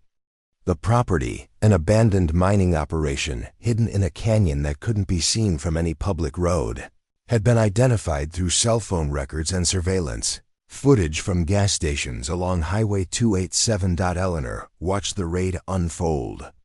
On television from the hospital waiting room, where she'd been maintaining a vigil with the families of the rescued children. The live news coverage showed heavily armed federal agents surrounding a cluster of dilapidated buildings, while helicopters circled overhead like mechanical vultures. "This is it," Agent Martinez said as she joined Eleanor in front of the television. "We have them cornered." But what the agents found at the compound would prove that the case was far more complex and horrifying than anyone had imagined. The buildings contained evidence of crime spanning not just months, but years. Computer hard drives held thousands of photographs, documenting the systematic abuse and trafficking of children across the western United States. Financial records revealed a network that had generated millions of dollars in illegal profits. Most disturbing of all were the detailed maps and surveillance photos of properties throughout Wyoming, Colorado, and Montana, ranches, farms, and remote homesteads that had been identified as potential sites for expanding the operation. Eleanor's ranch had been just one of dozens of locations being evaluated for their suitability as disposal sites for victims. The raid itself, however, was only partially successful. Agents found clear evidence that the compound had been abandoned. In a hurry within the past 48 hours, clothes still hung in closets, food remained in refrigerators, and computers had been left running with documents still open on their screens. But the three suspects were gone, vanished into the vast wilderness of the Wyoming backcountry. "They knew we were coming," Agent Martinez admitted to Eleanor during a briefing later that day. "Someone tipped them off, or they had their own surveillance system that detected our approach." The failure to capture the suspects immediately cast a shadow over what should have been a victory for law enforcement. Worse still, evidence found at the compound suggested that Garrett, Morrison, and Clark had backup plans for exactly this scenario: hidden caches of weapons, stolen vehicles with altered identification numbers, and detailed maps of escape routes through areas where traditional law enforcement would have difficulty following. Eleanor felt a chill as she realized the implications. These weren't desperate criminals making random decisions. They were organized, prepared, and dangerous in ways that made them capable of striking back at the people who had disrupted their operation. The first sign that Eleanor's fears were justified came that evening when she returned to her ranch. Under police escort to collect clothing and personal items for an extended stay in town. Agent Martinez had insisted that remaining at the isolated ranch while the suspects were still at large would be too dangerous. But Eleanor needed to check on her animals and secure her property. What they found at the ranch house made Eleanor's blood run cold. Someone had been there during the day, while she was at the hospital. The front door lock had been picked with professional skill, and the interior of the house had been systematically searched. Drawers were opened, papers scattered and personal. Items moved in ways that made it clear this wasn't a random burglary. Most chilling of all was the message left behind. Scrawled across Eleanor's bedroom mirror in what appeared to be lipstick were 4 words that needed no interpretation. "We know where you live." "They're sending a message," Agent Martinez said as FBI evidence technicians photographed the vandalized mirror. "They want you to know that saving those children has made you a target." Eleanor stared at the threatening message and felt something shift inside her. The fear was still there, but it was being overwhelmed by a rage so pure and focused that it surprised her with its intensity. These monsters had used her land to torture children, and now they had the audacity to threaten her in her own home. "Good," Eleanor said quietly. "I want them to know exactly where I am. Maybe if they're focused on me, they'll leave other children alone." Agent Martinez looked at Eleanor with something approaching admiration. "Mrs. Whitmore, I understand your anger, but we can't use you as bait. These people have killed before, and they won't hesitate to kill again." But Eleanor had made up her mind. She wasn't going to spend the rest of her life hiding while the people who had turned her ranch into a killing ground remained free. If law enforcement couldn't find them using traditional methods, maybe it was time to try a different approach. The opportunity came sooner than expected. That night, as Eleanor stayed at a hotel in Casper under FBI protection, Detective Chun received a call that changed everything. Benjamin Clark, the youngest of the three suspects, had contacted the police department through an intermediary, claiming he wanted to turn himself in and provide information about the trafficking operation. "He's scared," Chun explained to Eleanor, and Agent Martinez during an emergency briefing. According to his message, Garrett and Morrison are planning something big, a retaliation attack that could put more children at risk. He wants to make a deal. The FBI's response was swift and carefully coordinated. Clark had agreed to meet with agents at a truck stop near the Colorado border, but only if Eleanor was present during the negotiation. According to his message, he specifically wanted to apologize to the woman who had ruined everything by finding the underground chamber. "It could be a trap," Agent Martinez warned. "They might be using Clark as bait to get you into the open." Eleanor considered the risks, but the possibility of preventing additional crimes against children outweighed her personal safety concerns. "If he really wants to cooperate, and if it might save other children, then I have to do it." The meeting was arranged for the following evening at Big Joe's Truck Plaza, a sprawling complex of gas pumps, restaurants, and parking areas where dozens of federal agents could blend in as truckers and travelers. Eleanor would wear a wire and be surrounded by backup, but she would be the primary contact with Clark. As Eleanor prepared for what could be the most dangerous night of her life, she found herself thinking about the 8 children she'd rescued. They were all recovering well physically, and several had been released to return home with their families. But the psychological scars would take years to heal, and Eleanor knew that their complete recovery depended on seeing their captors brought to justice. Emma Patterson, now back home in Billings with her parents, had drawn Eleanor a picture that the FBI had delivered to her hotel room. It showed a woman with brown hair standing next to a hole in the ground, with 8 stick figures climbing out toward a bright yellow sun. At the bottom, in a 6-year-old's careful printing, were the words, "Thank you for saving us." That picture gave Eleanor the courage she needed as she drove toward the truck stop with Agent Martinez and a team of federal agents. Whatever happened tonight, she knew she was fighting for something more important than her own safety.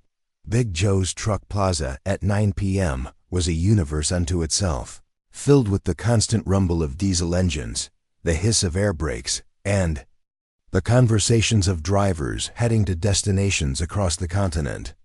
Eleanor sat in a corner booth of the restaurant, nursing a cup of coffee and trying to look like just another traveler killing time during a long journey. Benjamin Clark appeared exactly on schedule, a young man who looked far older than his 23 years. He was thin to the point of gauntness, with hollow eyes and the nervous movements of someone living in constant fear. As he slid into the booth across from Eleanor, she could see why the children had described him as scared of his associates. "Mrs. Whitmore," Clark said, his voice barely above a whisper, "I need you to know I never wanted any of this to happen. They made me do things. They said they'd kill my sister if I didn't help them." Eleanor studied the young man's face, looking for signs of deception, but seeing only genuine anguish. "Tell me about your sister." Clark's composure cracked slightly. "Her name is Amy. She's only 15. Garrett and Morrison took her 6 months ago, said they'd let her go if I helped them with their operation. But I know they're lying. I've seen what they do to kids who can't be used anymore."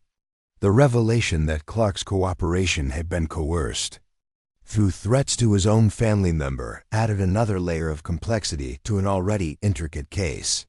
Eleanor felt a stab of sympathy for this young man who had been forced to choose between his own sister's life and the lives of strangers. "Where is Amy now?" Eleanor asked. "That's what I need to tell the FBI," Clark replied, glancing nervously around the restaurant. "Garrett has her hidden somewhere in Colorado. He's using her as insurance to make sure I don't betray them. But after what you did, after you found those kids and saved them, I realized that staying silent wasn't protecting Amy. It was just enabling more crimes." Agent Martinez, monitoring the conversation through Eleanor's wire, immediately began coordinating with Colorado law enforcement agencies to prepare for a rescue operation. But Clark's next revelation would require resources on a scale that even the FBI hadn't anticipated. "There are others," Clark continued. "Not just Amy. Garrett has been building a new facility, bigger than anything we had before. He's planning to take dozens of children all at once. He calls it his retirement plan, one big score that will let him disappear forever." Eleanor felt her blood turn to ice. "When is this supposed to happen?" Clark looked around nervously before answering. "Halloween night. 3 days from now. He figures everyone will be distracted by trick-or-treaters, and parents won't notice missing children until it's too late." The scope of Garrett's planned crime was staggering. According to Clark, the trafficking leader had spent months identifying potential victims in suburban neighborhoods across Colorado and Wyoming. The plan was to use multiple teams to simultaneously abduct children from different communities, creating so much chaos that law enforcement would be overwhelmed and unable to coordinate an effective response. "How many children?" Eleanor asked, dreading the answer. "At least 20, Clark replied. "Maybe more. He has buyers lined up across the country, people willing to pay premium prices for specific types of kids." Eleanor had heard enough. She gave the signal that would bring Agent Martinez and her team into the restaurant, officially taking Clark into federal custody and beginning the process of extracting every detail of his viz. knowledge about Garrett's operation. But as federal agents surrounded their table, Clark grabbed Eleanor's hand with desperate urgency. "Mrs. Whitmore, there's something else. Something I didn't tell them in my message. Garrett isn't just planning to take new children. He's also planning to come back for the ones you saved. He says they're witnesses who can't be allowed to testify against him." The implication hit Eleanor like a physical blow. The 8 children she'd rescued weren't just survivors, they were targets. Garrett planned to silence them permanently, and their families had no idea they were still in danger. Agent Martinez immediately ordered protective details for all 8 families, but Eleanor knew that federal agents couldn't provide round-the-clock protection indefinitely. Eventually, the children would have to return to their normal lives. And when they did, they would be vulnerable to a predator who had already demonstrated his willingness to kill anyone who threatened his operation. As Clark was taken into federal custody and transported to a secure facility for extensive debriefing, Eleanor found herself facing a terrible realization. The rescue of 8 children had been just the beginning of a much larger battle. Garrett and Morrison were still free, still dangerous, and now they had every reason to want revenge against the woman who had disrupted their carefully planned operation. The next 72 hours would determine whether justice would prevail or whether the monsters who had turned children into commodities would succeed in escaping to continue their crimes elsewhere.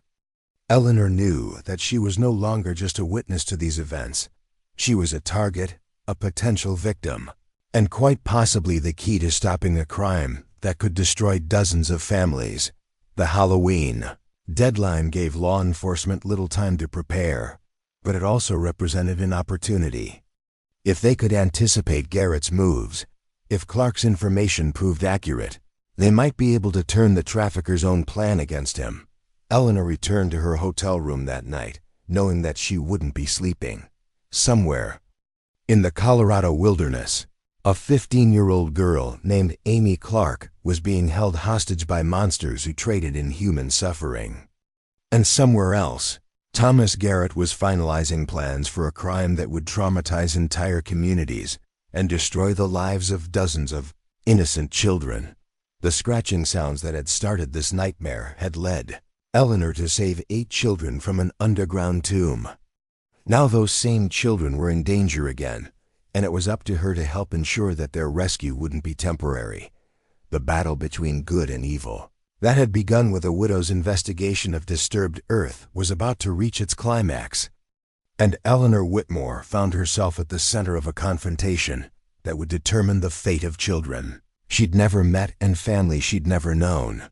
But she was no longer the broken, isolated woman who had stumbled upon that first underground chamber. The act of saving 8 young lives had awakened something fierce and protective in Eleanor, and she was prepared to risk everything to ensure that Thomas Garrett's reign of terror came to an end. The hunt for justice was about to become personal in ways that would test everyone involved. And Eleanor knew that the next few days would determine whether her accidental heroism would lead to lasting victory or tragic defeat. October 30th, 11:47 p.m. Eleanor crouched behind a concrete barrier in an abandoned warehouse district outside Denver, watching federal agents position themselves around what intelligence reports indicated was Thomas Garrett's new stronghold. The Halloween deadline was less than 12 hours away, and Benjamin Clark's information had led them to this sprawling complex of empty buildings where Garrett was supposedly holding Amy Clark and coordinating his massive abduction operation. Past 48 hours had been a whirlwind of preparation and coordination unlike anything Eleanor had ever imagined. FBI tactical teams from 4 states had converged on Colorado. Local police departments had been briefed on potential targets, and civilian volunteers had been organized to help monitor neighborhoods where Garrett's teams might strike. Eleanor shouldn't have been there at all. Agent Martinez had fought for hours to keep her away from the actual raid, arguing that a civilian had no place in a military-style operation against armed criminals. But Benjamin Clark had insisted that his cooperation depended on Eleanor's presence, claiming that seeing her face would give him the courage to follow through on his promise to help locate Amy. "Remember, Mrs. Whitmore," Agent Martinez whispered through her earpiece, "you stay behind this barrier no matter what happens. If shooting starts, you get down and you stay down until we come for you." Eleanor nodded, though her attention was focused on the main warehouse building where thermal imaging had detected at least 8 people moving around inside. One of the heat signatures appeared to be much smaller than the others, possibly Amy Clark, the 15-year-old whose captivity had been used to control her brother's cooperation with the trafficking ring. The assault began at exactly midnight on Halloween, as fireworks exploded across Denver's skyline and late-night revelers filled the streets in costume. The timing was deliberate. Any sounds of the raid would be masked by the citywide celebration, and Garrett's attention would presumably be focused on finalizing his own criminal plans. Federal agents moved with precision born of extensive training and careful planning.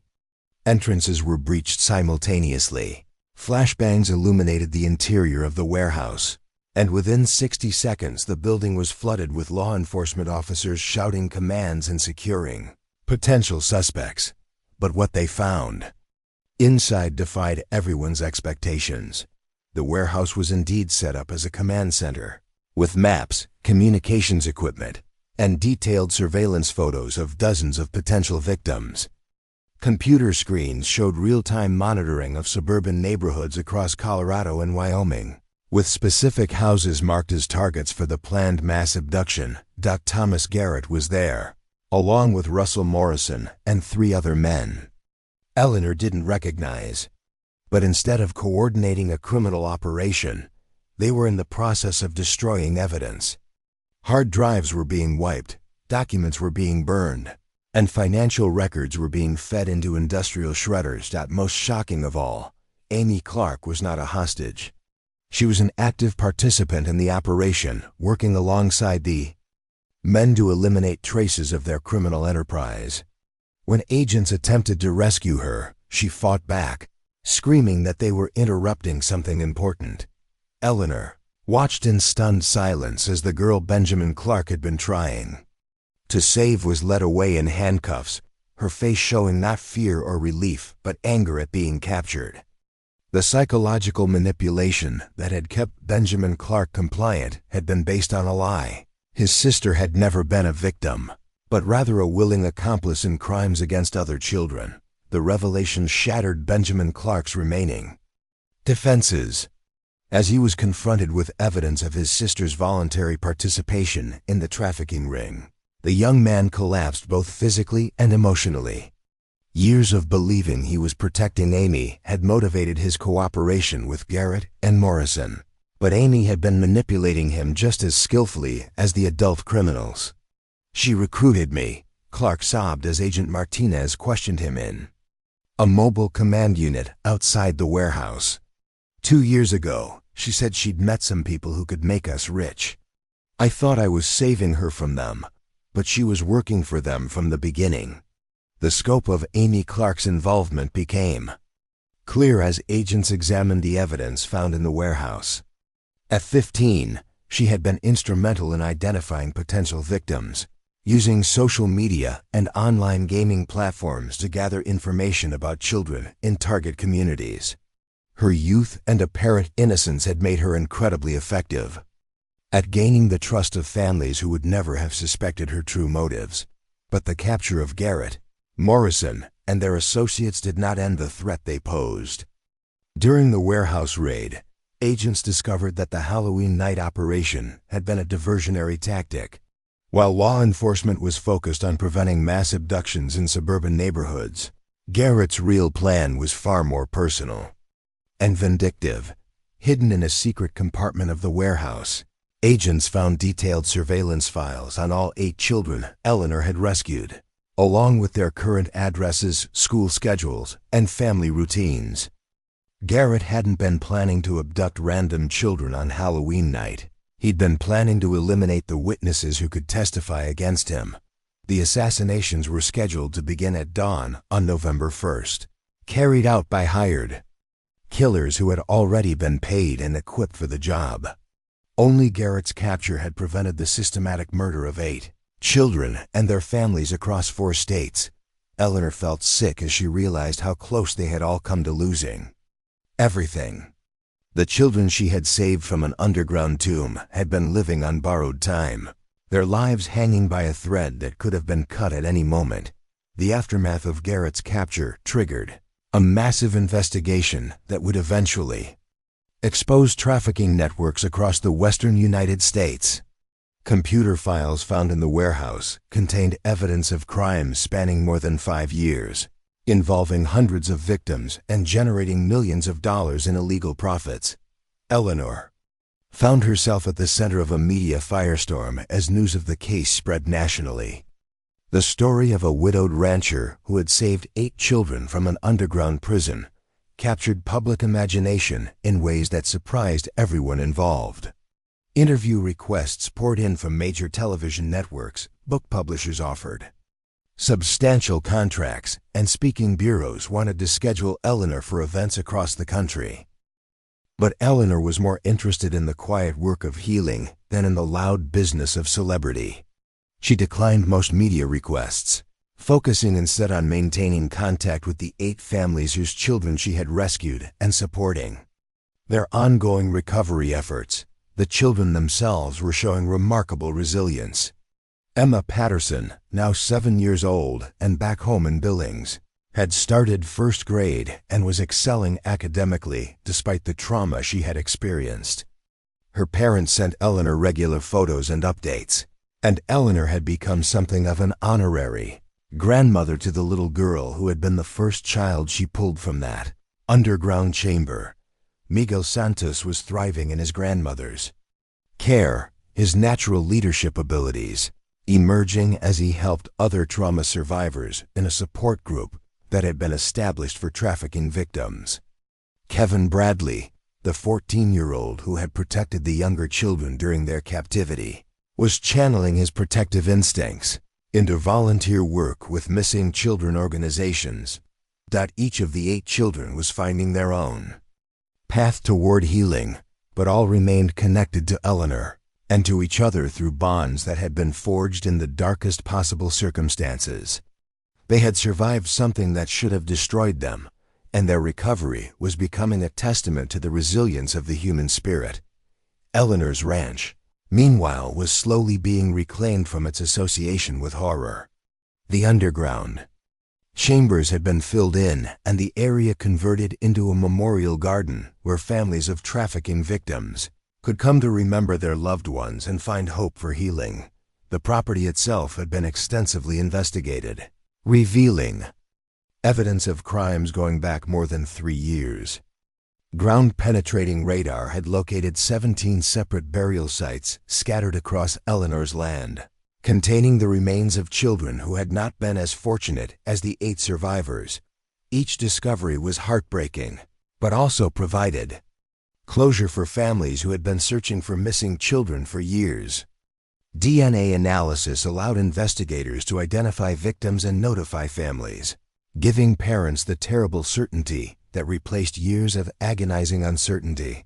Eleanor found herself becoming an advocate for missing children's causes, using her unexpected platform to push for legislative changes that would make it harder for trafficking networks to operate.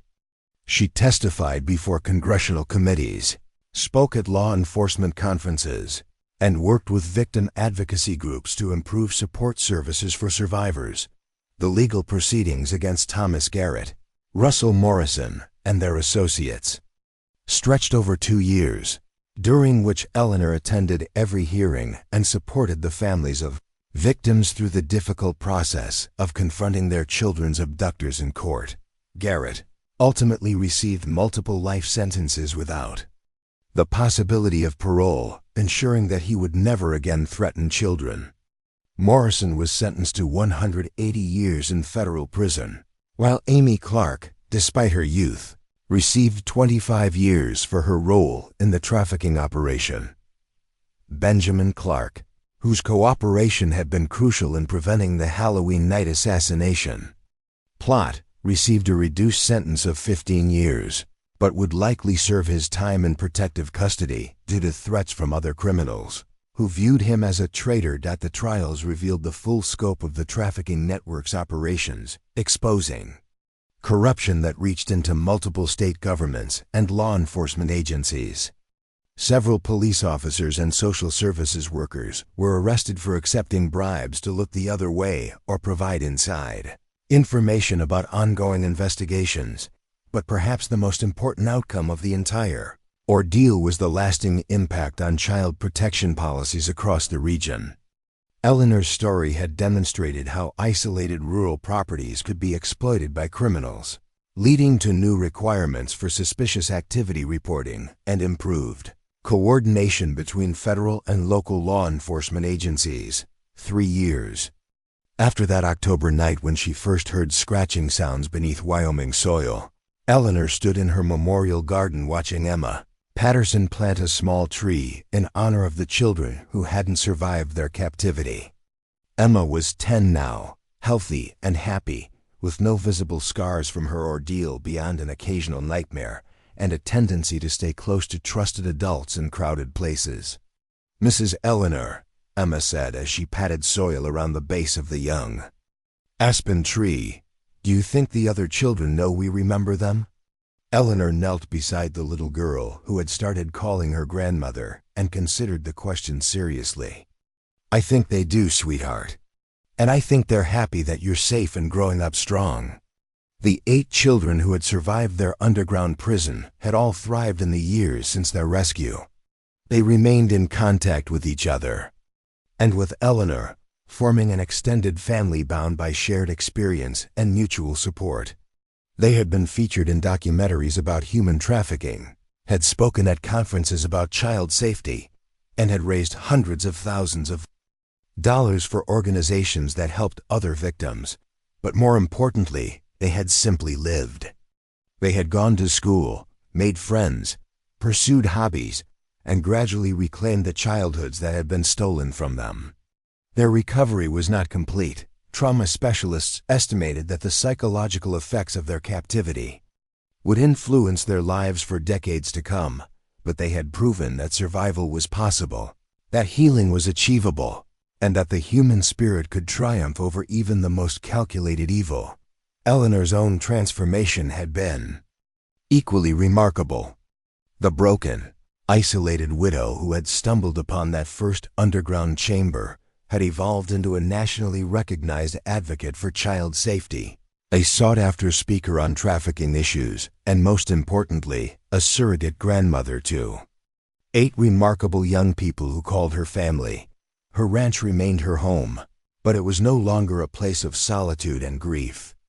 Visitors came regularly, families of trafficking victims seeking hope, law enforcement officers training for similar cases, researchers studying the effectiveness of various intervention strategies. The property that had once been used as a killing ground for innocents had become a center for healing and education. James would have been proud, Eleanor thought as she watched Emma and the other children play in the memorial garden. He had always believed that people could overcome any tragedy if they found the strength to help others facing similar challenges. Eleanor had found that strength in the most unlikely circumstances, and it had transformed not just her own life, but the lives of countless others. The scratching sounds that had awakened her on that October night had called her to a purpose she never could have imagined. 8 children had been saved, a criminal network had been destroyed, and dozens of other potential victims had been protected from harm. But perhaps most importantly, Eleanor had discovered that healing was not just about surviving trauma. It was about using that survival to build something better, something that honored both the living and the dead, by ensuring that similar tragedies would be prevented in the future. As the sun set behind the Wyoming mountains, painting the sky in shades of gold and pink that reminded Eleanor of better times, she knew that her work was far from finished. There were other children who needed saving, other families who needed support, other communities that needed to understand the signs of trafficking and exploitation. The scratching sounds had stopped years ago, but their echo continued in decay. Work that Eleanor and the 8 survivors were doing to protect other children. In the end, that was the most fitting memorial for all the victims, not monuments of stone and metal, but living efforts to ensure that no other children would ever again be buried alive beneath the indifferent earth. Their cries for help going unheard until it was too late. Eleanor had answered those desperate calls for help, and in doing so, she had discovered that heroism was not about grand gestures or dramatic rescues. It was about ordinary people choosing to act when action was needed, even when the personal cost was high and the outcome was uncertain. The widowed rancher who had saved 8 children had become something more, a symbol of hope for families dealing with unimaginable loss, a voice for victims who couldn't speak for themselves, and proof that evil, no matter how organized or determined, could not triumph over the simple human decision to care for others. In the gathering darkness of another Wyoming evening, Eleanor Whitmore smiled as she watched 8 healthy, happy children playing in a garden dedicated to remembering those who hadn't been as fortunate. The scratching sounds had led her to this moment of peace, and she knew that James would have understood exactly why she had chosen to dig when she could have walked away. Some sounds, once heard, can never be ignored.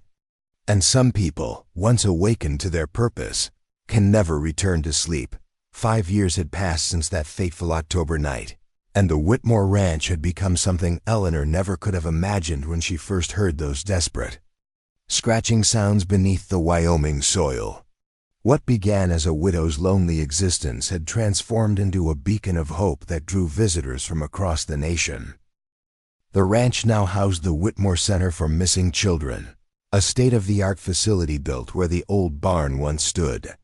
The center served multiple purposes: a training ground for law enforcement officers learning to recognize signs of human trafficking, a research facility studying the psychological recovery patterns of trafficking survivors, and most importantly, a safe haven where families of missing children could find support and resources. Eleanor stood in the center's main conference room, preparing for what would be her most significant presentation yet. Representatives from the Department of Justice, the FBI's Crimes Against Children Division, and child advocacy organizations from 12 states had gathered to hear the findings from 5 years of research conducted at the ranch. Dr. Sarah Chun, the center's chief psychologist, had spent years documenting the recovery patterns of the 8 survivors, creating a comprehensive model for trauma therapy that was already being implemented in hospitals and treatment centers nationwide. Her research had revolutionized understanding of how children process extreme trauma and what interventions were most effective in promoting long-term healing. The data we've collected here challenges many previous assumptions about trafficking. Recovery, Dr. Chun explained to the assembled group. Traditional models suggested that children who experienced prolonged captivity would require decades of intensive therapy before achieving any semblance of normal functioning. But what we've observed with the Whitmore 8 suggests that resilience can be cultivated much more effectively when survivors are empowered to help others facing similar challenges. The Whitmore 8, as the rescued children had come to be known in academic circles, had indeed defied conventional expectations about trauma recovery. Rather than retreating from their experiences, they had chosen to engage with them constructively, becoming advocates and educators who helped other survivors navigate their own healing journeys. Emma Patterson, now 12 years old, had started a nonprofit organization called Underground Voices that provided art therapy supplies to children in treatment facilities across the country. Her own artistic expression had been crucial to her recovery, and she wanted other young survivors to have access to the same creative outlets that had helped her process her experiences. Miguel Santos, at 15, had become fluent in 4 languages and was working with federal agencies to help translate interviews with trafficking victims from Central America. His natural leadership abilities, first evident during his captivity when he helped organize the other children's survival efforts, had evolved into a passionate commitment to helping immigrant children who found themselves vulnerable to exploitation. Jennifer Walsh had channeled her experience into academic excellence, earning a full scholarship to a prestigious boarding school, where she was studying international law with the goal of becoming a prosecutor specializing in human trafficking cases. At 17, she was already consulting with law enforcement agencies on cases involving missing children. David Kim had discovered a talent for technology, using his skills to help develop software that could identify patterns in missing children, reports that human analysts might miss. His work with the FBI's Behavioral Analysis Unit had already contributed to solving 6 separate trafficking cases. Rebecca Martinez had become a peer counselor, working with newly rescued trafficking victims to help them adjust to freedom and begin their recovery process. Her gentle manner and first-hand understanding of trauma made her uniquely effective at reaching children who had given up hope of ever being safe again. Marcus Thompson had found his calling in physical therapy and sports medicine, having observed how physical fitness and outdoor activities had contributed to his own healing.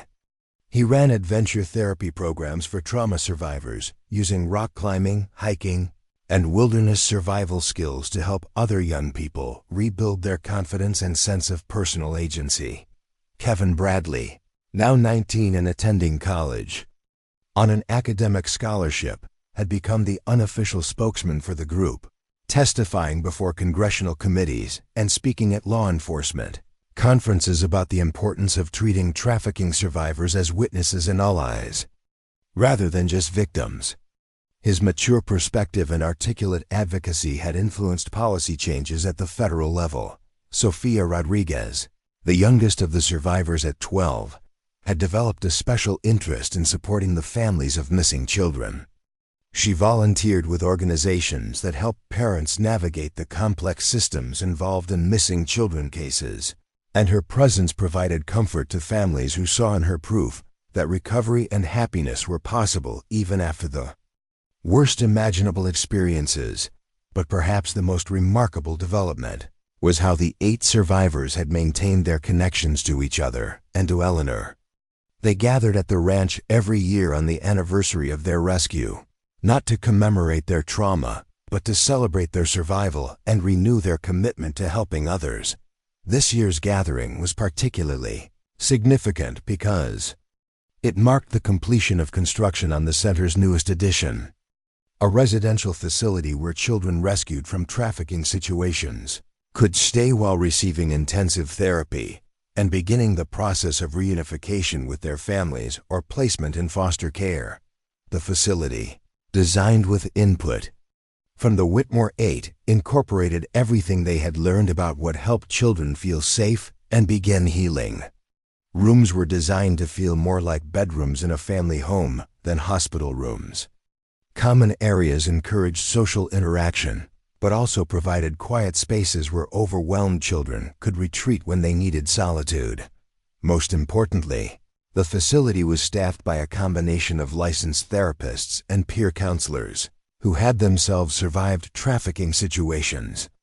The presence of other survivors who had successfully rebuilt their lives provided newly rescued children with hope and practical guidance that no textbook or training program could replicate. Eleanor walked through the new facility with a mixture of pride and sadness, remembering the underground chamber where she had first seen these remarkable young people.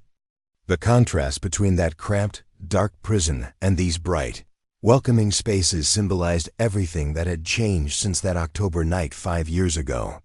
"Mrs. Eleanor," called a familiar voice from behind her. Eleanor turned to see Dr.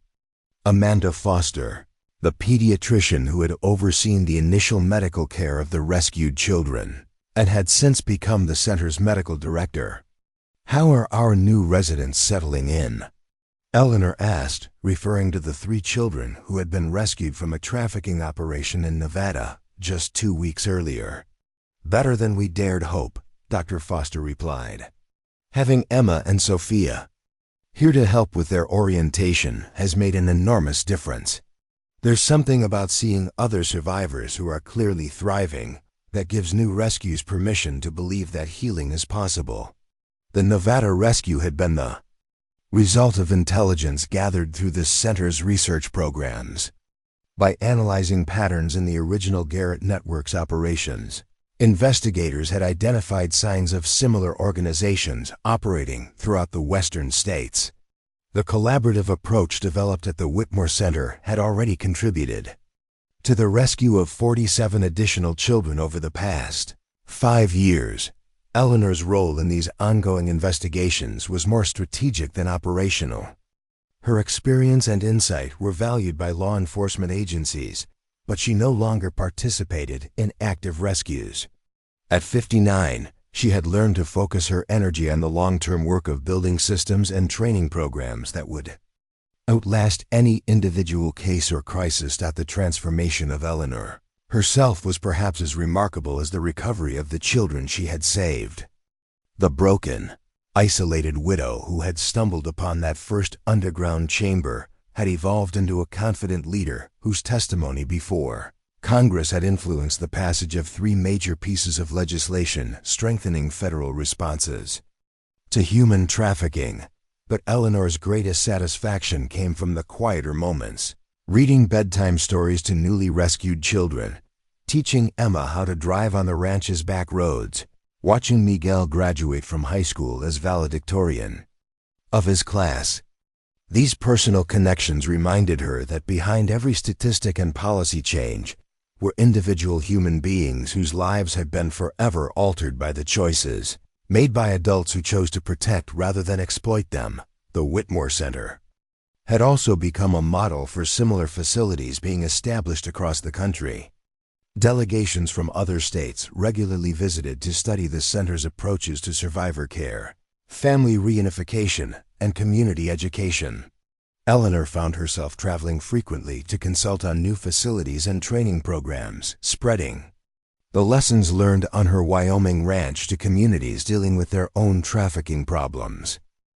One of the most significant developments had been the establishment of the Whitmore Fellowship Program, which provided full college scholarships to survivors of human trafficking who committed to working in fields related to victim advocacy, law enforcement, or social services after graduation. The program had already supported 32 students, creating a growing network of professionals who brought lived experience to their work protecting other vulnerable children. The fellowship program had been funded by Eleanor's decision to write a book about her experiences, with all proceeds dedicated to supporting survivor education and advocacy efforts. Beneath the surface, a ranch, 8 children, and the fight against human trafficking had become a bestseller, but more importantly, it had educated millions of readers about the realities of trafficking and inspired countless individuals to become involved in prevention and victim support efforts. Eleanor had been reluctant to write the book initially, concerned about exploiting the children's experiences for commercial purposes. But Emma, speaking for all 8 survivors, had convinced her that sharing their story could help protect other children and provide hope to families dealing with similar tragedies. "Our story doesn't belong just to us anymore," Emma had said during one of their planning meetings. "It belongs to every child who needs to know that survival is possible, and to every adult who needs to understand that one person really can make a difference." The book had indeed made a difference, but not in ways Eleanor had anticipated. Rather than simply raising awareness about trafficking, it had sparked a grassroots movement of ordinary citizens who began paying closer attention to signs of suspicious activity in their own communities. The Whitmore Watch program, inspired by the book and coordinated through the center, had trained over 10,000 volunteers in recognizing and reporting potential trafficking situations. These civilian observers had contributed to the identification of dozens of suspicious operations, leading to investigations that rescued additional children and dismantled criminal networks. But perhaps the most unexpected development had been the international attention the case had generated. Delegations from countries around the world had visited the Whitmore Center to study American approaches to trafficking prevention and survivor care. Eleanor had testified before the United Nations Human Rights Council and consulted with law enforcement agencies in 12 countries. The global perspective had been both inspiring and sobering. Eleanor learned that problems she had encountered on her Wyoming ranch were part of a worldwide epidemic of child exploitation that affected every continent and every socioeconomic level. But she also discovered that the solutions being pioneered at the Whitmore Center were applicable far beyond the American context. The center had established partnerships with similar organizations in Mexico, Canada, and several European countries, sharing research findings and best practices across national boundaries. These collaborations had led to the development of international protocols for cross-border trafficking investigations and victim care that were being implemented by police agencies worldwide. Eleanor's personal life had also been transformed in ways she never could have anticipated. The isolation and grief that had defined her existence after James's death had been replaced by a sense of purpose and connection that filled her days with meaning and her home with the voices of surrogate children and grandchildren. She had never remarried, but her life was far from lonely. The ranch house that had once echoed with solitude now rang with laughter and conversation as staff members, survivors, and visiting families created a constant stream of activity and engagement. The 8 survivors had designated Eleanor as their honorary grandmother, and she had embraced the role with enthusiasm. She attended their school events, celebrated their achievements, and provided the kind of unconditional support that helped them believe in their own worth and potential. Emma's graduation from middle school, Miguel's acceptance to an Ivy League university, Jennifer's first published article in a legal journal, David's presentation at a technology conference, Rebecca's successful completion of counselor training, Marcus's selection for a national wilderness leadership program, Kevin's engagement to his college girlfriend, and Sophia's acceptance into a prestigious performing arts program. Eleanor had been present for all these milestones, documenting their achievements with the pride of a devoted grandmother, but the relationships were reciprocal. The survivors had also supported Eleanor through her own challenges and changes, helping her adapt to her new public role and providing the kind of family structure that had been missing from her life since James's death, when Eleanor had been diagnosed with early-stage breast cancer 2 years earlier. The 8 survivors had rallied around her with the same fierce protectiveness she had shown them during their rescue and recovery. They had taken turns staying with her during chemotherapy treatments, organized fundraisers for the center during her absence, and provided the emotional support that helped her through her own health crisis. Eleanor's cancer had been successfully treated, but the experience had reinforced her understanding of how important it was to have people who cared about your well-being during times of vulnerability. It had also motivated her to focus on ensuring the long-term sustainability of the center and its programs, knowing that the work needed to continue regardless of any individual's health or circumstances. The center's board of directors now included several of the original survivors, along with law enforcement professionals, medical experts, and community leaders who were committed to maintaining and expanding the facility's mission. Eleanor had deliberately structured the organization to function effectively without her direct involvement, though she remained actively engaged in strategic planning and major decision-making. One of the board's most recent decisions had been to establish a research partnership with the University of Wyoming Psychology Department, creating opportunities for graduate students to conduct thesis research on trafficking recovery while contributing to the center's ongoing programs. This collaboration ensured that the center's work would continue to evolve based on the latest scientific understanding of trauma and healing. The partnership had already produced significant findings about the effectiveness of peer counseling in trafficking recovery, the importance of maintaining connections between survivors and their rescuers, and the role of purpose-driven activities in promoting psychological healing. These research results were being incorporated into training programs for law enforcement officers, social workers, and medical professionals across the country. Eleanor stood on the front porch of her ranch house on a crisp October evening, exactly 5 years and 1 day after she had first heard those desperate scratching sounds. The landscape around her looked much the same as it had that morning when she had first noticed the disturbed earth near her fence line, but everything else had changed in ways she was still learning to understand. The memorial garden where the underground chamber had once been was now a place of beauty and reflection, with native wildflowers and young trees, providing a living tribute to the children who had not survived their captivity. Granite markers bore the names of the 17 victims whose remains had been found on the ranch, along with inscriptions chosen by their families to honor their memories. But the garden was also a place of hope, where newly rescued children could come to understand that their survival had meaning and purpose.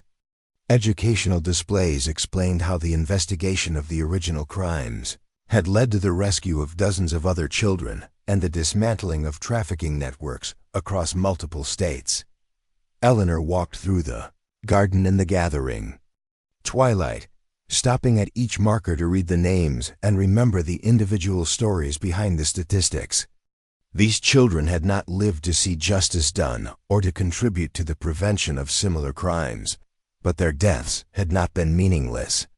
The evidence found with their remains had provided crucial information that helped investigators understand the full scope of the trafficking operation and identify its connections to other criminal networks. In a strange way, Eleanor thought, the victims buried in her garden had helped save the 8 children found in the underground chamber, and those survivors had in turn helped rescue dozens of others.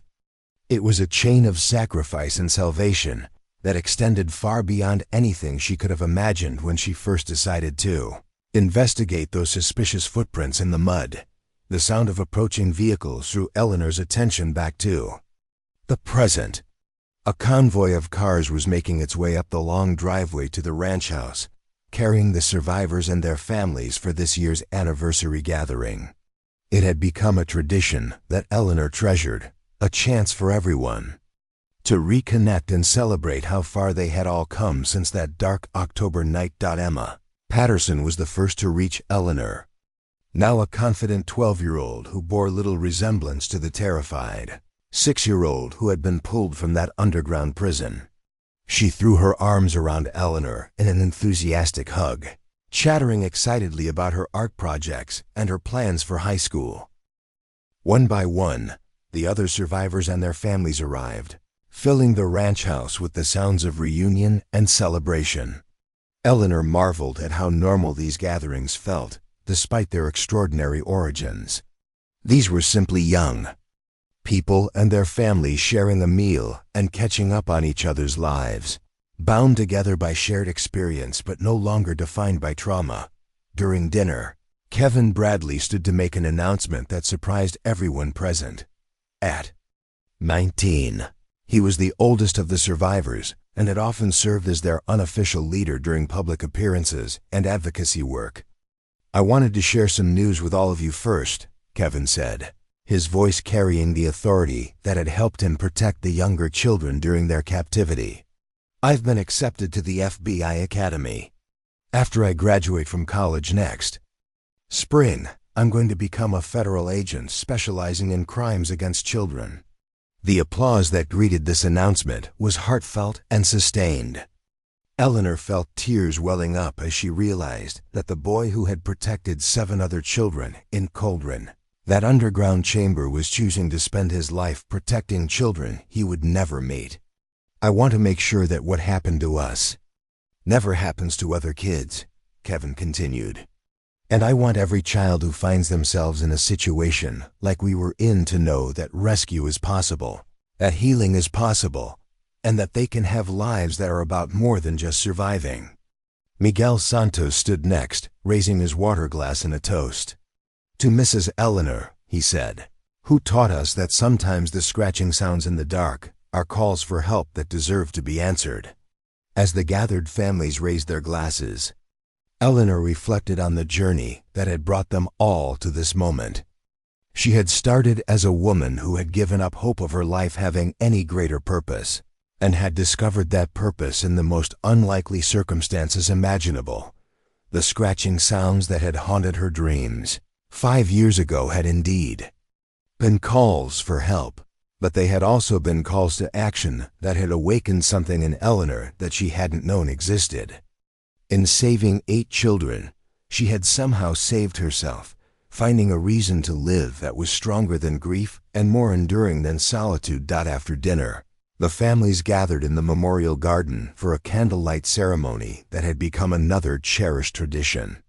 Each person lit a candle in memory of the children who had not survived, and in celebration of those who had found their way back to life and hope. As Eleanor watched the flickering flames illuminate the faces of the 8 survivors and their families, she thought about James and how proud he would have been of what had grown from the tragedy that had brought them all together.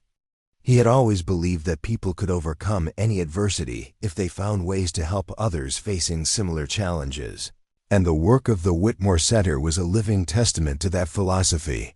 The ceremony concluded with Emma reading a poem she had written for the occasion, her young voice carrying clearly through the quiet evening air. "We were 8 children buried alive, in darkness deeper than Wyoming night. We scratched and called and prayed to survive, until Eleanor brought us to the light. Now we stand in gardens where nightmares grew, where sorrow has blossomed into hope. We remember the lost, and we promise, too, that other lost children will learn to cope." The scratching sounds that saved our lives echo still in the work that we do. Each child we help, each dream that thrives, proves that miracles can still come true. As the families began to make their way back to the ranch house, Eleanor lingered in the garden, listening to the night sounds of the Wyoming wilderness. The Wind rustled through the memorial trees, and somewhere in the distance, coyotes called to each other across the valley. But there were no scratching sounds in the darkness now, no desperate calls for help going unanswered. The work that had begun with one woman's decision to investigate suspicious ground had grown into a movement that protected children across multiple continents. Eleanor knew that her story was far from over. There would be more children to rescue, more families to reunite, more criminals to stop. The Whitmore Center would continue to evolve and expand, training new generations of advocates and investigators who would carry the work forward long after Eleanor herself was gone. But on this anniversary night, surrounded by the voices of young people who had survived the unthinkable and chosen to dedicate their lives to protecting others, Eleanor felt a profound sense of completion. The scratching sounds that had called her to action 5 years ago had led to this moment of hope and healing, and she knew that James would have understood exactly why she had chosen to dig when she could have walked away. Some sounds, once heard, can never be ignored. Some people, once awakened to their purpose, can never return to sleep. And some acts of courage, once taken, ripple outward in ways that transform not just individual lives, but entire communities and causes. The Whitmore Ranch had become living proof that even the darkest evil could be overcome by ordinary people who chose to act when action was needed. And as Eleanor walked back toward the lights of her house, filled with the laughter of survivors and their families, she knew that the best memorial for all the children who had suffered on her land was not made of stone or metal, but of the ongoing work to ensure that no other children would ever again be buried alive beneath the indifferent earth. Their cries for help going unheard until it was too late. The scratching sounds had stopped, but their echo would continue forever in the lives of those who had been saved and those who had chosen to save others. And that, Eleanor knew, was exactly as it should be. 3 months after the anniversary gathering, Eleanor received a phone call that would once again change the trajectory of her life. The caller was Director Patricia Williams from the Department of Justice's Office for Victims of Crime, with an offer that seemed both impossible and inevitable. "Mrs. Whitmore," Director Williams said, "the Attorney General has asked me to invite you to lead a new national task force on rural trafficking prevention. We want to create a comprehensive program based on the Whitmore Center model, establishing similar facilities in strategic locations across the country." Eleanor sat in her kitchen, looking out at the memorial garden where the first underground chamber had been discovered, and felt the familiar mixture of responsibility and trepidation that had become the hallmark of her new life. The offer represented an opportunity to expand their work beyond anything she had imagined, but it also meant leaving the ranch that had become the foundation of everything they had built. "I'm honored by the offer," Eleanor replied carefully, "but I need to discuss this with the survivors and their families. This work belongs to all of us, not just to me." The conversation that followed with the Whitmore 8 was conducted via video conference, with the survivors calling in from their various schools and homes across the country. At 20, Kevin was now a senior at Georgetown University, preparing for his FBI Academy application. Emma, at 13, was excelling in an accelerated program that would allow her to graduate high school early and pursue her dream of becoming a pediatric psychologist. "This is bigger than any of us individually," Miguel said from his dorm room at Harvard, where he was studying international relations with a focus on human rights law. "But we've always known that the work would have to grow beyond the ranch. Eventually." Jennifer, now 18 and attending Stanford Law School through an accelerated program, brought up the practical considerations that would need to be addressed. "We need to make sure that expanding doesn't dilute the effectiveness of what we've built here. The personal connections, the family atmosphere, those aren't things you can just replicate by copying a blueprint." The discussion continued for over 2 hours, with each survivor contributing insights about how their experiences could be scaled to help other communities. David, now 16 and already working as a consultant for the FBI's cybercrime division, had developed software that could analyze missing children reports for patterns that might indicate trafficking operations. The technology exists to connect isolated cases and identify patterns across state lines, David explained. But we need human expertise to interpret the data and coordinate responses. That's where the expanded center network could make the biggest difference. Rebecca, who had just completed her certification as a licensed counselor at age 18, emphasized the importance of maintaining the peer support model that had been so crucial to their own recovery. New survivors need to see people like us, people who've been through what they've been through and come out the other side. That's not something you can fake or substitute. Marcus, now 17 and captain of his high school wrestling team, while maintaining a 4.0 GPA, brought up the question of leadership succession. Mrs. Eleanor, you've taught us that this work is about empowering others, not creating dependence. If you take this position, it needs to be with the understanding that you're training your own replacements. Sophia, at 13 the youngest, but often the most perceptive of the group, asked the question that got to the heart of everyone's concerns. Will we still be a family if everything changes? Eleanor felt her heart tighten at the question. The bonds that had formed between her and the 8 survivors, and among the survivors themselves, had become the most important relationships in all their lives. The thought of those connections being weakened by geographic distance or professional obligations was painful to contemplate. We'll always be a family, Eleanor said firmly. The question is whether we can use our family strength to help create other families for children who don't have anyone. The decision, when it came, was unanimous. Eleanor would accept the position with the Department of Justice, but only under specific conditions that would preserve the integrity of the Whitmore Center model while expanding its reach. The first condition was that all 8 survivors would be offered positions as consultants and advisors in the expanded program, allowing them to maintain their involvement while pursuing their individual educational and career goals. The second was that the original Whitmore Center would remain operational as the flagship facility and training ground for staff at new locations. Most importantly, Eleanor insisted that the new facilities would be required to maintain the same emphasis on survivor empowerment and peer support that had made the original center successful. Each new location would include residential facilities, training programs, and research components, but would also be required to create opportunities for survivors to become advocates and leaders in their own right.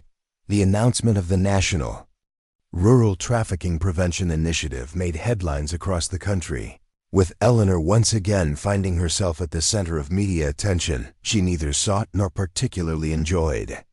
But the publicity served an important purpose, raising awareness about the scope of trafficking in rural communities and generating support for the expansion effort. Congressional hearings on the initiative provided Eleanor with a platform to share not just her own story, but the perspectives of the 8 survivors who had chosen to dedicate their lives to protecting other children. Kevin's testimony about his plans to join the FBI was particularly powerful, demonstrating how survivors could channel their experiences into professional careers focused on prevention and rescue.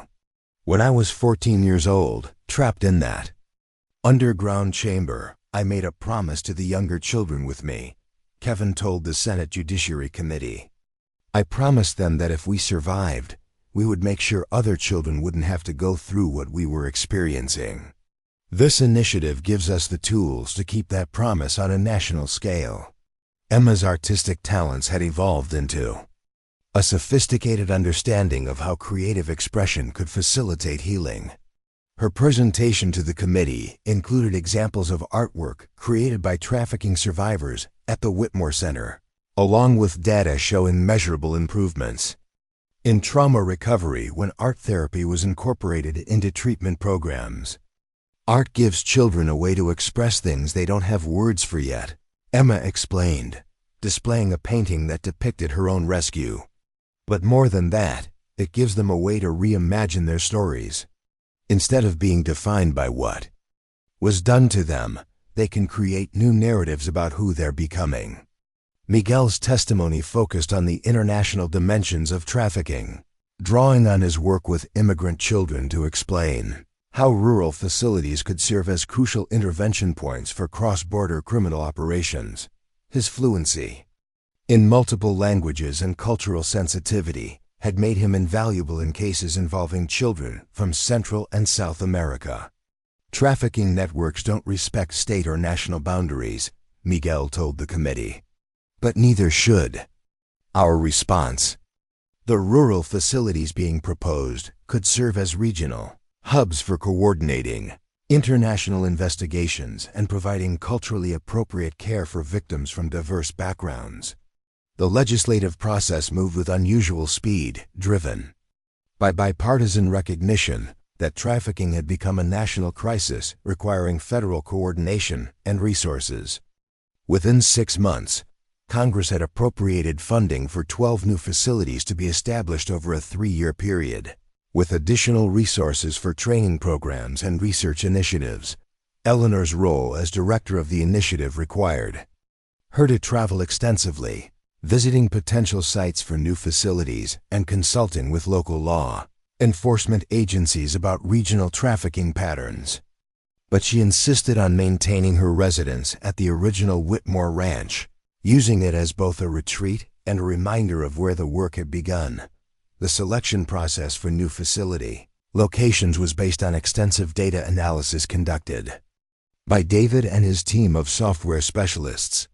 They had identified rural corridors where trafficking activity was particularly concentrated, often along major highway routes that connected urban centers with isolated communities. Each proposed facility location was required to demonstrate community support and law enforcement commitment before being approved for funding. Eleanor had learned from experience that successful anti-trafficking efforts required collaboration between federal resources and local expertise, and she was determined not to impose solutions on communities that weren't ready to embrace them. First new facility opened 18 months later in eastern Colorado, built on a former guest ranch that provided both the isolation necessary for survivor recovery and the accessibility required for law enforcement training. Eleanor attended the opening ceremony with all 8 of the original survivors, who had taken time from their studies and early careers to participate in the milestone. The Colorado facility incorporated lessons learned from 5 years of operation at the original Whitmore Center, with improvements in everything from residential quarters design to counseling program structure. But it also maintained the essential elements that had made the original center successful: the emphasis on survivor empowerment, the integration of peer support services, and the creation of a family-like atmosphere that helped traumatized children begin to trust adults again. Dr. Sarah Chun, who had been promoted to chief psychologist for the entire initiative, established research protocols that would allow data collection across all facilities, creating the potential for longitudinal studies of trafficking recovery that could influence treatment approaches worldwide. Her work was already being cited in academic journals and incorporated into graduate programs training the next generation of trauma specialists. The expansion also created opportunities for the co-opportunities original survivors to take on leadership roles that matched their individual talents and interests. Jennifer had been appointed as a legal advisor to the initiative while still completing her law degree, helping to draft protocols for evidence collection and victim advocacy that would be used across all facilities. Rebecca had been hired as the Director of Peer Counseling Services, responsible for training survivor counselors and developing programs that could be adapted to the specific needs of different communities. Her work involved traveling between facilities to conduct training sessions and provide ongoing support for newly hired peer counselors. Marcus had found his calling in adventure therapy program development, creating outdoor education curricula that helped survivors rebuild confidence and develop leadership skills through wilderness experiences. His programs were being implemented not just at trafficking recovery facilities, but at treatment centers for other types of trauma survivors as well. The success of the initiative had attracted international attention, with delegations from European Union countries visiting to study the American model and adapt it to their own anti-trafficking efforts. Eleanor found herself testifying before international bodies and consulting with foreign governments about establishing similar programs in rural areas where trafficking was prevalent. But perhaps the most meaningful validation of their work came from an unexpected source. Thomas Garrett, the trafficking leader whose operation had been discovered on Eleanor's ranch, had agreed to be interviewed from his federal prison cell as part of a research project examining criminal motivations and methods. During the interview, conducted by FBI behavioral analysts with Eleanor's permission to observe, Garrett was asked what had surprised him most about the investigation that had led to his capture and conviction. "I never expected a nobody ranch woman to fight back," Garrett said, his voice carrying the same cold calculation that had characterized his criminal enterprises. "Most people, when they stumble onto something like what we were doing, they convince themselves they didn't see what they saw. They walk away. They don't want to get involved." The interviewer pressed him about what had made Eleanor different, and Garrett's response provided insights that would influence future prevention efforts. "She had nothing left to lose," Garrett explained. "That made her dangerous in ways we didn't anticipate. Women like her, isolated, grieving, angry, they're not predictable. They don't respond to intimidation the way normal people do." Eleanor listened to the interview with mixed emotions. Garrett's clinical analysis of her motivations was both accurate and disturbing, highlighting how personal tragedy had created the circumstances that led to her involvement in fighting trafficking. But it also reinforced her understanding that recovery and resistance were often interconnected processes. The interview had been conducted as part of a larger research project, examining how survivors and rescuers could work together more effectively to identify and disrupt trafficking operations. The findings were being incorporated into training programs for law enforcement officers, social workers, and community volunteers across the country. 5.5 years after that first October night, Eleanor stood in the main conference room of the newest facility, located in rural Montana, near the Canadian border. She was conducting the graduation ceremony for the third class of peer counselors trained through the national initiative, watching as 18 young people, all survivors of trafficking or other forms of severe trauma, received certificates that qualified them to provide support services to newly rescued children. Among the graduates was a 19-year-old woman named Sarah Kim, who had been rescued from a trafficking operation in Seattle 2 years earlier.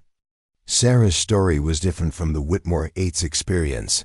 She had been exploited for labor, rather than held in underground chambers, but her journey toward healing and empowerment followed similar patterns. 6 months ago, I thought my life was over, Sarah said during her graduation speech. I thought I would never be able to trust anyone again, never be able to sleep through the night again, never be able to believe that I deserved good things to happen to me. But being here, learning from people who understand what I went through, has shown me that survival is just the beginning. Now I get to help other people discover what comes after survival. Eleanor watched the ceremony with a profound sense of completion. The work that had begun with 8 children in an underground chamber had grown into a movement that was transforming how American society responded to trafficking and other forms of child exploitation. But more importantly, it had created a community of survivors who were choosing to use their experiences to protect and empower others. The ripple effects continued to expand in ways that amazed everyone involved. Universities were establishing scholarships specifically for trafficking survivors. Medical schools were incorporating trauma-informed care training into their curricula.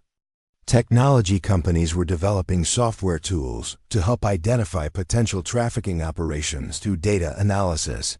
Perhaps most significantly, The success of the Rural Trafficking Prevention Initiative had inspired similar efforts focused on urban trafficking, international trafficking, and trafficking in specific industries like agriculture and hospitality.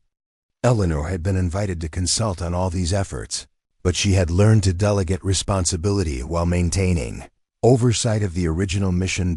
As the Montana graduation ceremony concluded and families gathered to celebrate with the new peer counselors, Eleanor reflected on how much had changed since that lonely October morning when she had first noticed disturbed earth near her fence line.